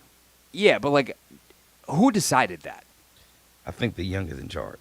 Yeah, he's not in charge of anything. Like, you don't get to take one of the greatest songs of the last 25 years and claim it as your own. It honestly makes me a little mad that you play it for him. Next time Linnell's on, you're not playing that song. That is a song he uses for all of his shows. You know who else does that, though? Doc Walker. Yeah, but Doc uses a Dr. Dre song, and he's got Super Bowl rings. Hear about his new request as well that I sent you? Yes. He did want a full intro from The Rock inspired by your absolutely abominable impersonation of The Rock last week. Oh, I'm gonna make sure I get my reps in. I'm gonna get some practice. I'm gonna rehearse. I'm gonna prepare for this. Yeah. I'm taking this personally. Okay. I think your skill set might not really care how personally you take it, but we can.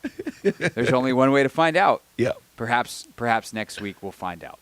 All right. So now that we've got that piece of show business taken care of, 6 o'clock is coming. Our pick 6 is thus coming, and then a chat with Dietrich Wise here on the Hoffman Show.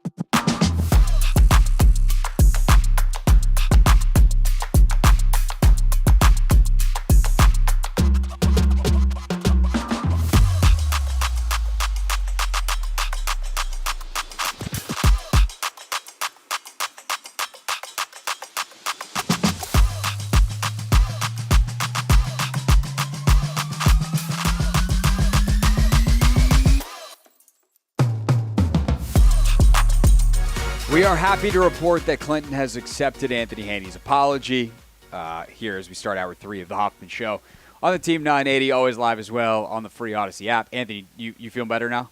Were you scared for a second? I was sad, but now my spirits have been lifted. Excellent. Let's get to it then. It's time for the Pick 6.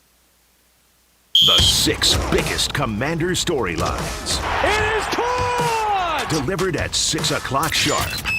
It's the Pick 6 at 6. We set out to find a leader, someone who could take this franchise to the next level and build an elite team that consistently competes for championships.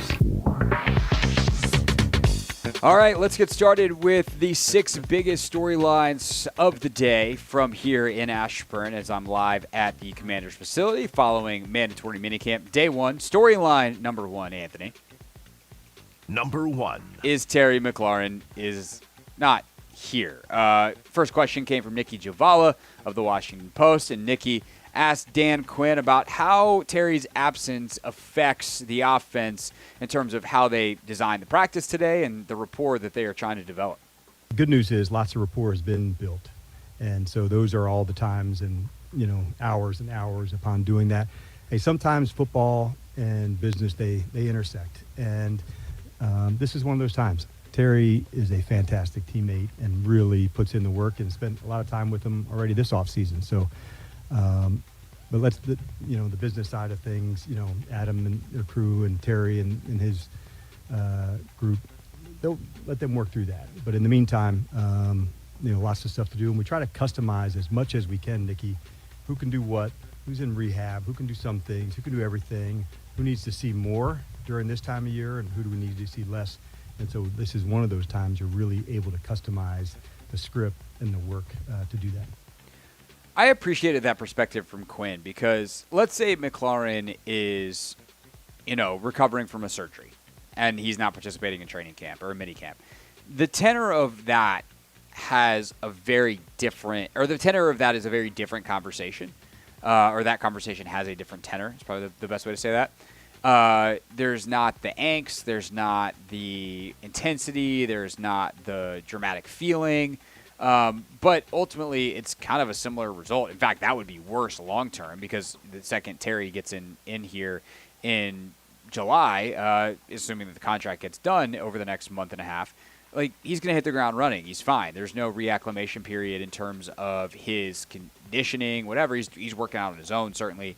There's not hey, is this foot or ankle or calf or shoulder or whatever, was causing him to be out. There's none of that has to happen. So the idea that a guy is missing time is not unheard of, and you have to plan for it and plan around it. And in that way, for the football staff, it is completely indifferent from the reasoning why a guy is out doesn't particularly matter. That said, we understand the consternation that is happening because this deal isn't done, because it is contractual, the animosity that can bring between player and team. And also fans and team, as a lot of fans are on Terry's side of this because that's their guy, that's their favorite player, and they want to see him here. And we don't know enough about the negotiations to really have strong takes on who may or not be wrong. They just know their guy isn't here, and that's got to be the team's fault because clearly Terry should get what he wants. And that puts the football coach who's trying to build camaraderie, build a team, and ultimately practice and build a rapport and a skill set amongst all these guys to win games in the fall, difficult. So how has Dan Quinn over the years learned to develop or learned to handle these situations? Has he learned to handle them over the years? Quinn, earlier today. Yeah, I think it's why, we all have, people that can help on that side. So I can have the relationship as the coach and the ball player and the man. And so, just keep cool head about it and, keep communication up, which, Terry and I certainly do. So I think the main thing, expect the expected. Sometimes the business and football can get contentious and difficult, but it never has to be with the people that are inside the locker room and doing that. And so I've learned that, through the years, and easy advice to follow. It's easier said than done, though. And this is the thing that I will say, on one hand, it's not as hard as it feels from the outside because this is normal in the NFL. There's always a guy seemingly every year, if not multiple guys, that are having contract issues. I mean, shoot, the Bengals drafted Shamar Stewart to potentially a long-term replace Trey Hendrickson, and Stewart is not getting the language he wants in his rookie contract, and he's holding out along with Hendrickson in Cincinnati. So it could be a lot worse.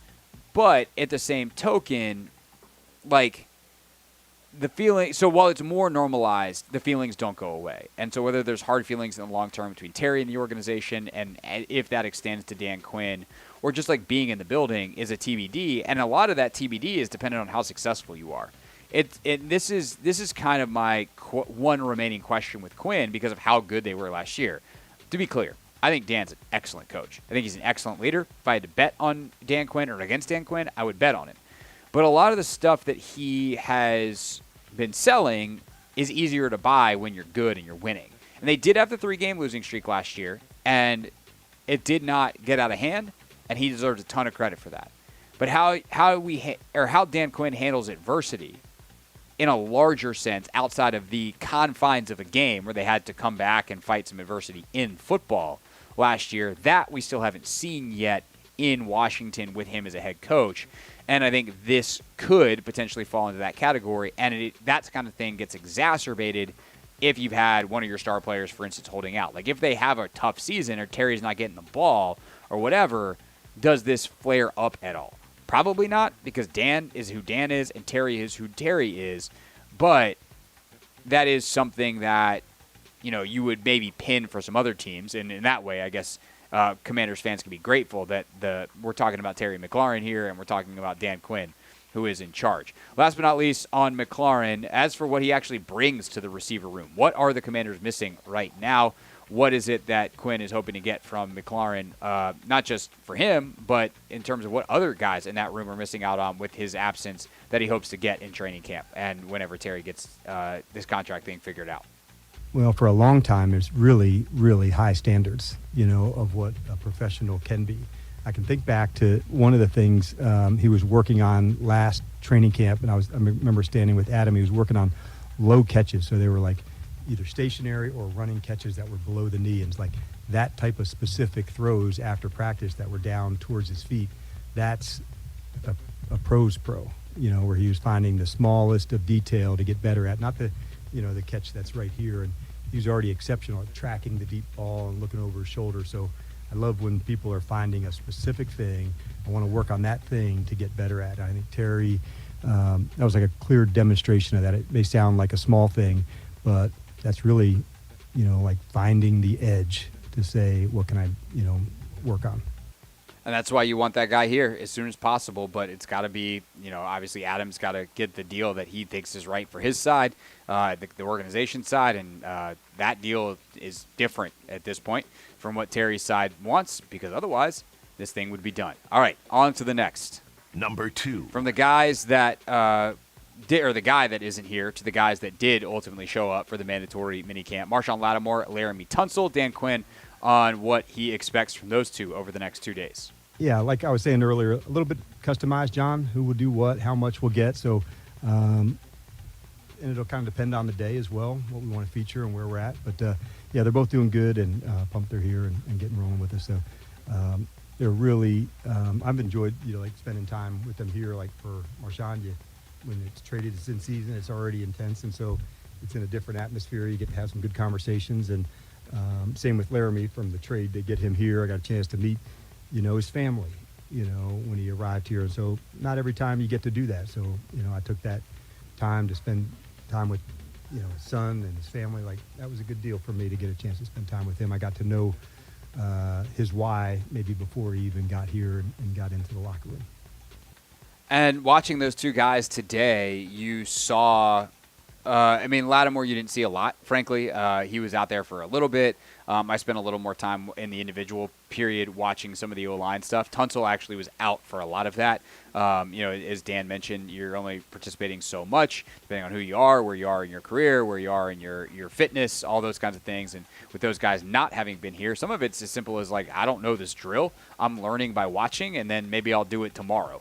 And they've all made those decisions and together collectively on what's best for the player and what's best for the team. But I would think having watched Tunsil go through the select amount of drills that he did, I mean, just watching the dude warm up, you're like, oh, he moves different than the rest of this O-lineman. All due respect to those dudes, but, like, he is light on his feet. He's super solidly built. Like, there's just so much to like about Laramie Tunsil, which is why he is who he is in terms of one of the best left tackles in the entire league, and it'll be fun to watch him get into team drills. Obviously, when we get into training camp, we'll see if he does any of the teamwork tomorrow. Lattimore was limited throughout the day in terms of the number of reps, but participated in a bunch of different stuff, including the 11-on-11 team drills. Had a couple, reps that I would say nondescript. I don't want to comment, not because like there's not anything to say. I mean, I don't want to comment because there's not really anything to say. It's hard to judge these types of things. Who might have messed up a coverage, or is exactly what they want to give up. But he seemed to be moving all right. And we'll see how he continues to play over the next 2 days of practice, and then ultimately, obviously, when we get into things in the fall. Last but not least, one more in the first half of our pick six. We take a quick break and come back for the second half.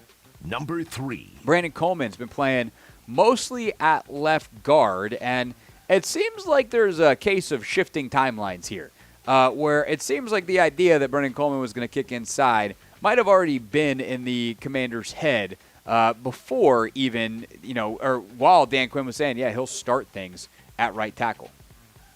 Yeah, really coming into it, because he had good versatility coming out of TCU, the move inside, he was ready to begin that process early. So it started prior to him even getting to the offseason program in his training, working on different sets to do that. So he's a rare guy because he's got the width and the bulk to play inside, but the athleticism to play outside. But he's really locked in on the techniques that it'll take. And so for the big guys, they don't get to fully express that until the training camp, just by the nature of their positions. But he's done an excellent job of getting the timing and the footwork and the sets in that he can. So Coleman playing a ton of left guard today. Josh Connerly's out at right tackle. Andrew Wiley was working in at left tackle some. Just, is he going to wind up being the swing tackle this year? Certainly a possibility. So he's getting some reps in there alongside Trent Scott with the ones, with Tunsil not participating in the team drills today. So that's something I think is going to be interesting to watch continuing moving forward. Is Wiley going to start moving inside to guard and competing for that right guard spot to back up / play for Sam Cosmi while Cosmi is out? Or is he going to be exclusively a swing tackle that's working at both right and left in case Connerly's not ready and or Tunsil were to be hurt? So we will continue to talk about just what this minicamp means, and a name that hasn't been talked about a lot but should probably be mentioned along the edge for the Commanders next. But first, the latest from the world of women's sports presented to you by Wawa. Chicken how you want it at Wawa with customizable roasted and crispy chicken sandwiches.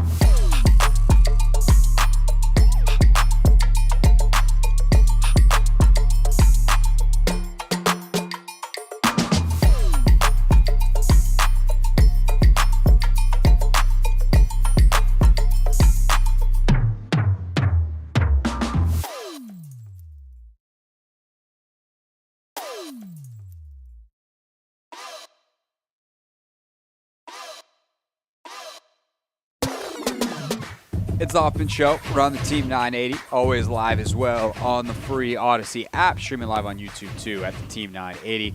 Dietrich Wise, Commanders defensive lineman, going to join us in just a few minutes. Well, actually, I talked to him coming off the practice field today, and we will let you hear that interview in just a few minutes. But right now is the back half of our Pick 6 at 6, where we give you the biggest Commander storylines of the day. Every day that there is, a podium session or people talking or things happening, and we had all of that today. So, without further ado, Anthony, if you could please. Number 4. Number 4 today in our Pick 6 at 6 talks about what we saw, minicamp, and how Dan Quinn is handling it here in the year 2025. He's been in the NFL for almost 30 years at this point, and this time of year has changed quite a bit as he reminisced on today. And it's a lot different. And I think that's the change is good. Obviously we're doing it to help, the players and go to it for, as some of you may remember, like way back, the mandatory camp came right after the draft. 2 practices, 1. So there was 5 practices in a weekend. I don't know what load management or those kind of things would say about that nowadays, but it probably wouldn't be too favorable. But I do know that you want to isolate the skills, Ben, and see where we're at. And then the rookies have been here about 1 month. And so for them and for the players that are going into year 2, what's the learning like? Have you applied, what we've learned in this time together so you can really, let it go once you get, into training camp? And so, there'll be a natural break that'll come up, 2 or 3 days from now. And there's almost like a 40 days before you get to training camp and having a real plan for what that looks like. But in this space, I always like to see the newest players and their acclimation, where they're at. And it kind of gives you a little test, a little barometer where they're at mentally and, regarding the playbook and that. To do the whole factors, physically, mentally, emotionally, like all the things you have to pour into it. But it's a good, I would say just a good test. Where are you exactly with the knowledge of it all? Quinn was asked by Sam Fortier, did he make any changes to camp this year? He said, nah, not really. They've changed a little bit of which situations they're working this year, a little bit more of a third down emphasis versus some of the install work that they really wanted to focus on last year. So ultimately, Quinn wrapped up this section of the press conference being asked, answering what his goal was coming out of this week for his club. Well, number one, like always, like the health of the team. I love seeing the communication on all 3 phases, because if we can get that part right, I know the contact and those things will take place, but you have to have the communication down at a really, really strong level. And so I want to hear it. I want to feel that all the way through in all 3 phases, knowing that's kind of giving you information as the teacher that the student knows it. Oftentimes, we've all been in classroom where there was good teaching that went on, but we don't know if there was good learning. Those lecture halls that we were like for a long time, and then, okay, I don't know, I wrote some things down. I might have missed a half hour there somewhere. Like when the communication happens on the field, you get feedback as a coach. This is happening. He understands it. There's a good communication. So that's what I like to listen for.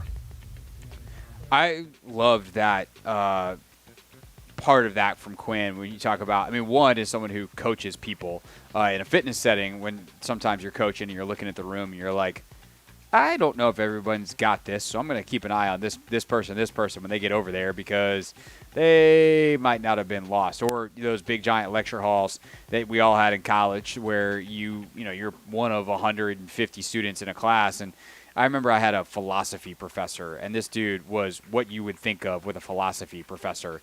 And he's just up there yapping about whatever, what old dead guys thought.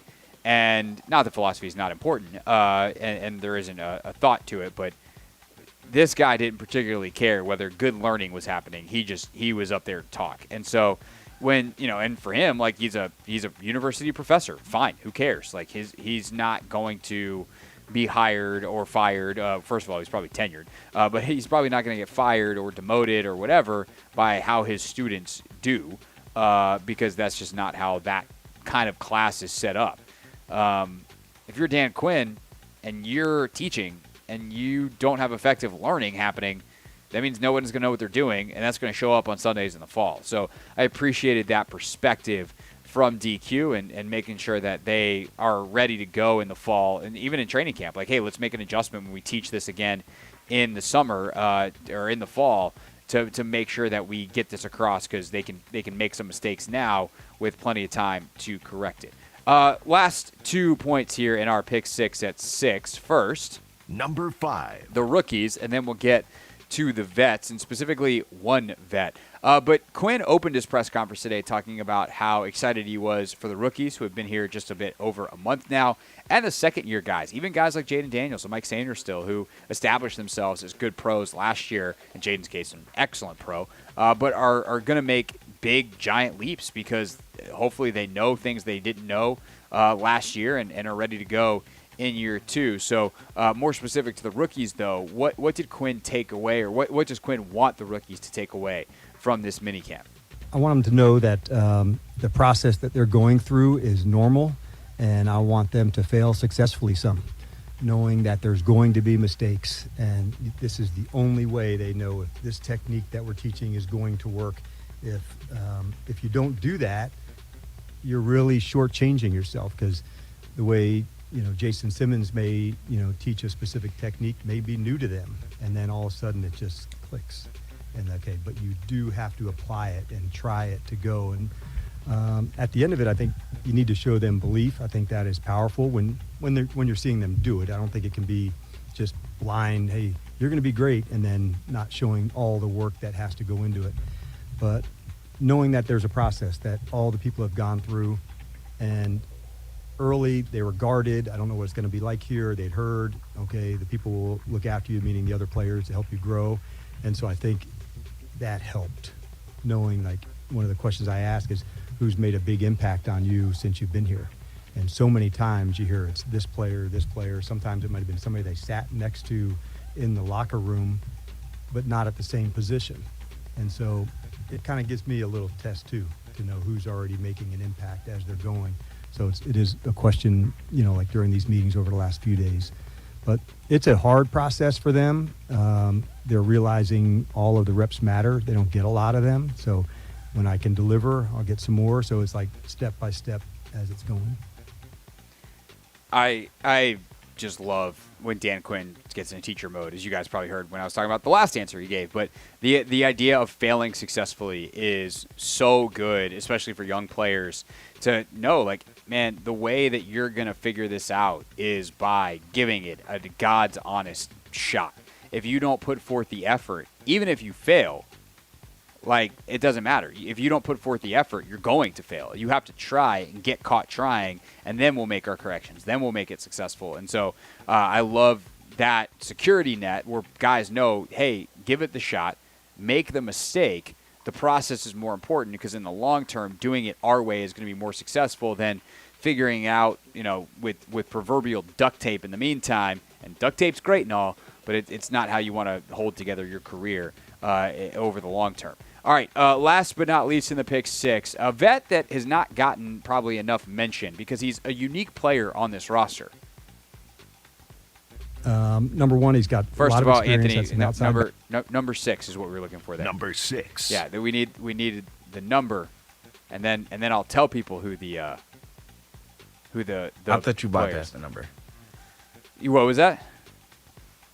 I said I thought you bypassed the number. No, Anthony, you bypassed the number there. Yeah. The player. So here, hold on. We're gonna try this one more time. We're gonna rewind. And Anthony, if you could, one player who hasn't gotten enough shine. Number 6. Jacob Martin. Martin is an edge, played for Purdue in college. He's been in the league for a couple years. He actually played with Logan in Houston. Kind of a pass rush specialist in body type. Hasn't been as successful in the pros as obviously he would like. He's bounced around a little bit. But he is a guy that has some pretty high-end traits. He's super quick. He's a very thoughtful person when it comes to playing that position. And is guys like Dietrich Wise, who we'll talk to next, and Deron Payne and Javon Kinlaw, and all these guys are super versatile on the inside, outside, bigger body types. can Martin get things going on third down, especially if he's just in a pass rush specialist role and doesn't have to do any of the other stuff? Dan Quinn asked about Jacob Martin today. Number one, he's got a lot of experience. That's an outside backer, and being on the edge, we'll feature him more into that. He's got a good special teams background as well, but we'll feature him on the edge and outside linebacker kind of roles, and then on teams, I really think it's probably 3 or 4 out of the core.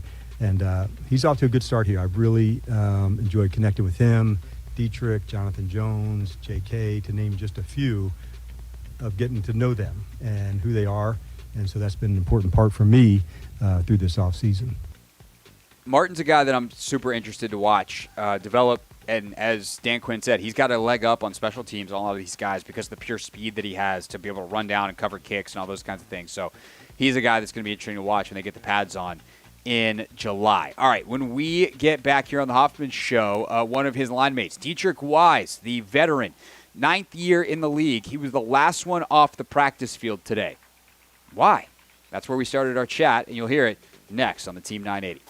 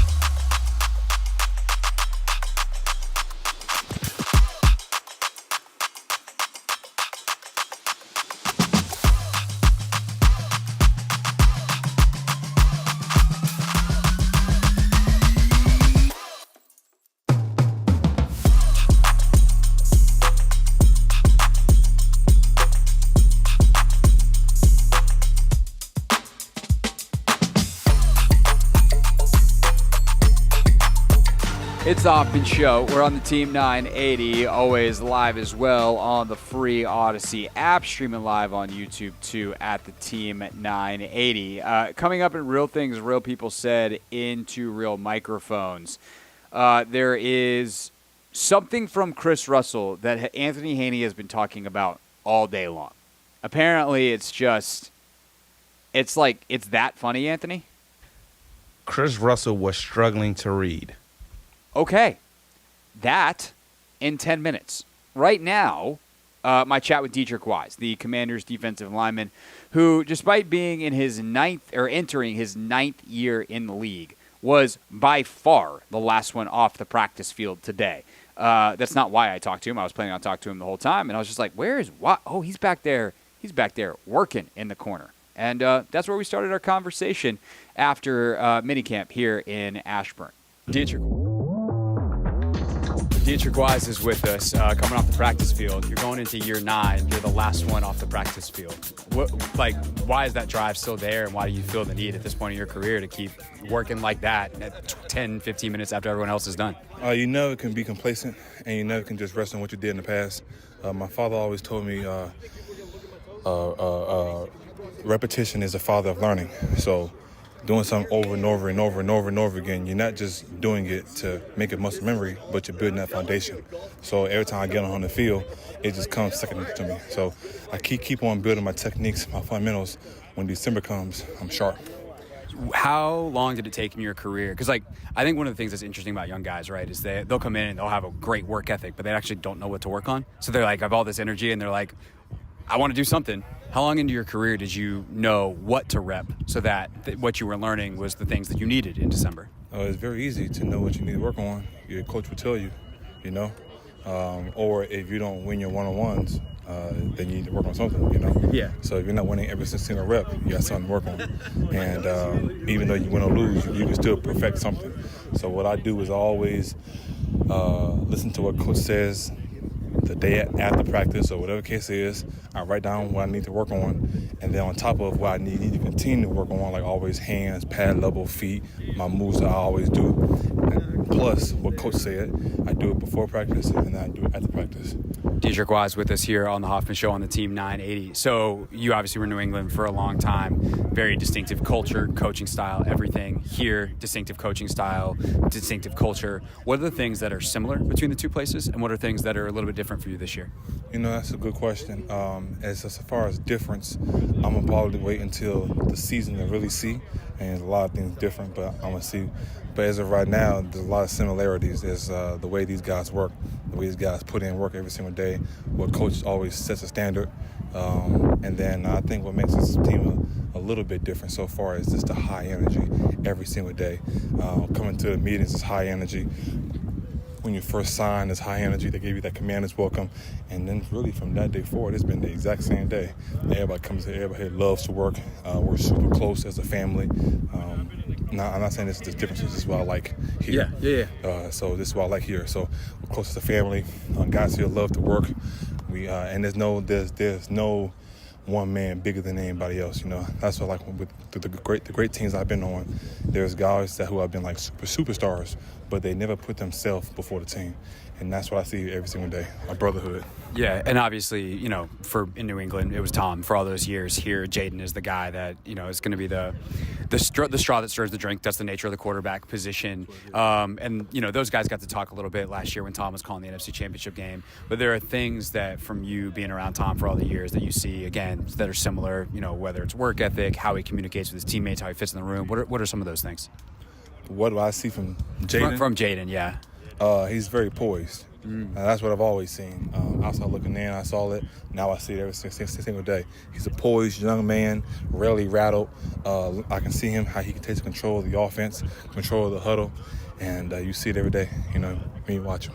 For you personally this year, what were some of the discussions like with DQ, with Adam, with whoever else, Daryl Tapp, whoever else you were talking to about kind of what role you're expected to play and what kind of things that, why they targeted you in free agency to be a part of this team? Coach told me when he came in to be myself. They liked the way I stopped the run. They liked the way I got the passer. They liked the way I pass rush from inside 9, 6, 3, 5, 2. They liked the way I play the run from the tackle to the end. So they just liked the way I play. When I came here, they said, we need the way you play on this team and go out there and do what you got to do best. And for myself, I'm always going to do what I can do make the team better, and then anything I see from young guys, pass my knowledge and experience on to them. One thing that's, I think, really exciting about this D-line is the amount of versatility. You just mentioned how many different spots you can play. Yeah. Payne played inside, outside last year. Kinlaw can line up anywhere because he's like a mountain of a man. You're just like, okay, Mountain, you line up here, you do your thing. What has it been like to exchange notes with those guys? Because especially, you know, Payne who's been here, Kinlaw's been in San Francisco, a bunch of different coaches. What's it been like? You know, to see those guys, Payne, Kinlaw, Holmes, Jane Baptiste, these guys can play anywhere on the field. And it's really exciting to see that because you can have all forwards out there and we can just play at different spots every single time. And we have guys like that who can play at any position. It not only builds the trust between the four of us and the team, but also it's like any given spot that you put these guys on, we can make plays. So it's like a secret weapon. Just another couple quick questions for Dietrich Wise here on the Hoffman Show. So obviously we hear about the chemistry that a D-line has to have playing off of each other. And one question I've kind of been tossing around in my head and been trying to ask guys is about the learning versus, okay, now we need to gel in certain roles. You know, you need to know what happens when you're playing next to Payne, when you're playing next to Kinlaw. So how do you balance both the excellent versatility and the positives that brings with kind of understanding how to coalesce together, what it's like to play with a guy next to you at a certain spot? The more you play with guys, the more you learn them. And that's plain and simple. So, and that'll translate spots. If Payne's on your left, Payne's on your right, it doesn't matter. Yeah, we always look at guys, see what their strengths are. If Payne's beside me, he'll let me know what he's doing.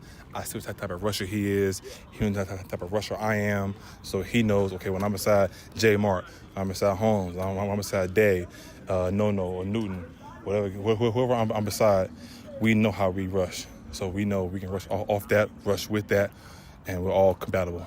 And then off the field, you had a chance to explore DC at all, to explore the area? A little bit. I only drove past some of the parks and the museums. I haven't yet explored yet, so I've only been here seeing Ashburn. Yeah.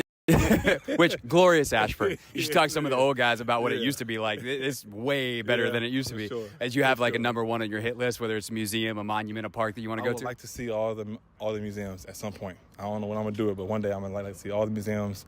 I actually did bachata. I took a little bachata class, and that was fun. Okay. Yeah. Okay. That was pretty cool. All kinds of different culture here in the DMV. Yeah, it is. Dietrich Wise with us here on the Hoffman Show. Dietrich, thank you. No problem. Thank you very much.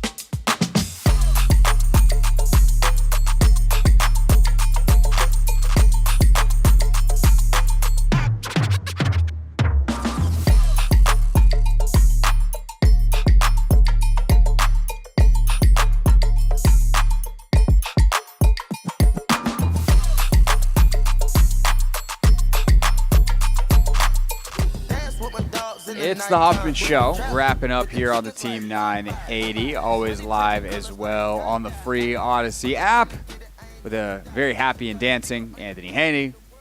I'm Craig Hoffman. You can watch the show always on YouTube, too, at the Team 980. All right, so tomorrow on the show, I will not be out here in Ashburn, as this was my day to get out here with practice being moved a little later in the afternoon.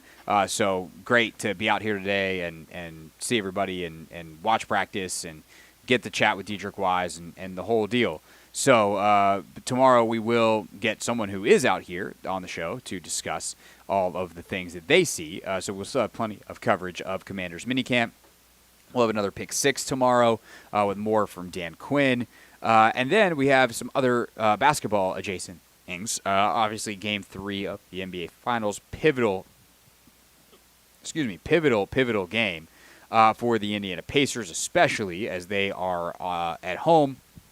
A chance for Oklahoma City to regain the home court advantage in the series. So we'll preview that as well as talk to Kiki Irifin, the Mystics forward, 4th overall pick in the WNBA draft, who is the Rookie of the Month for the first month of the W season. I'm talking to her tomorrow morning, and you will hear that tomorrow afternoon on the show. Anything else, Anthony, that we should let the folks know about for tomorrow? Are we potentially going to take a man or no? Yeah, you might hear from Logan on the show tomorrow, but you can hear the full Take a Man podcast after. If you're like, traffic's still bad from when Ben Standig was stuck in it an hour and a half ago. If that's you and you're like, man, I want some more Commanders talk, you can check out the Take a Man podcast on demand. I think it's out right now. I haven't checked the feed, but I do believe that Evan, our excellent producer, has it out. I will say, Anthony, that podcast did have to get edited a little bit because we did not know that Marshawn Lattimore was going to show up today when we recorded this morning. And so we talked as if he wasn't there potentially and like what that would mean and what it's kind of meant for him to be out the last couple of weeks. And then he was here because he was nowhere to be seen publicly, at least at Media Day yesterday. So the Commanders put out like, hey, Laramie Tunsil's here. And they didn't do that with Lattimore. And then Logan and I felt very silly. Don't you hate when that happens? Yeah. You know who was the bearer of bad news on that one? Who? You. Yeah, you were the one who texted me. It was like, Lattimore's at camp. And I was, and instead of my response being, fantastic, great, love that, he should be, because it's mandatory, my response was, crap. Logan and I just finished Take Command. Dang it. Whoops. Whoopsie daisies. All right, it's time. Hit the button. Real things. We're not going to be sucked this year. Real people. 5 and 11, not very good. Said into real microphones. You know, the culture is actually damn good. Okay, so earlier today, I do want to talk about the Cincinnati stuff tomorrow, too, on the show. But the Rooster, Chris Russell, host of the Chris Russell Show 1 to 4 here on the Team 980, he was reading a quote from Shamar Stewart, the Bengals' first-round pick. And that quote had a word in it that Chris seemed to struggle with. Y'all, meaning the Bengals front office, have never done before. But in y'all... That's the extent that AMAC cut for me. That's the cut. That's the cut. Okay, we need to talk about AMAC about framing here. Whoa. But there were two y'alls in there, and I'll slow it down for you. I'll just make sure you just have the y'all. Y'all. Y'all. Y'all. Mind you, Craig, the word he's trying to pronounce is Y apostrophe Why? A-L-L. Anthony. When you're pointing out the struggle bus, the point is not to get run over by it. And somehow you just got run over by Chris Russell driving the struggle bus. I almost did. What do you mean almost? Oh, you jumped out of the way? Is that what you think you did? I think there was a little bit of contact made. I would just say this. As someone who grew up in South Carolina, this offends me to my core. Y'all. Y'all. Y'all. Like, does he pronounce the contraction for you will, Yule? Does he say Yule? It's a great question. These are the questions we got to ask Chris Russell tomorrow. Yule. Y'all. It's just y'all, Chris. It's just y'all. And he told AMAC that he's never said it like that. He usually just says the entire what it's short for, you all. That's believe that because Chris might be an alien, but I mean that's even a lot for him to just insert an extra syllable for an extra pause for absolutely no reason into that. I mean that is just y'all. Wow. That, oh my, I couldn't believe. And the thing is, I didn't even hear it live. I heard it, when he does the Dum of the Day. I mean, ironically, so Chris and I talked yesterday about me coming on today. And we're just like, whenever you connect. And then so I had forgotten about it. And then I was like, oh, well, he never texted me. I wonder if he still wants me. So, like 3:45, I connect.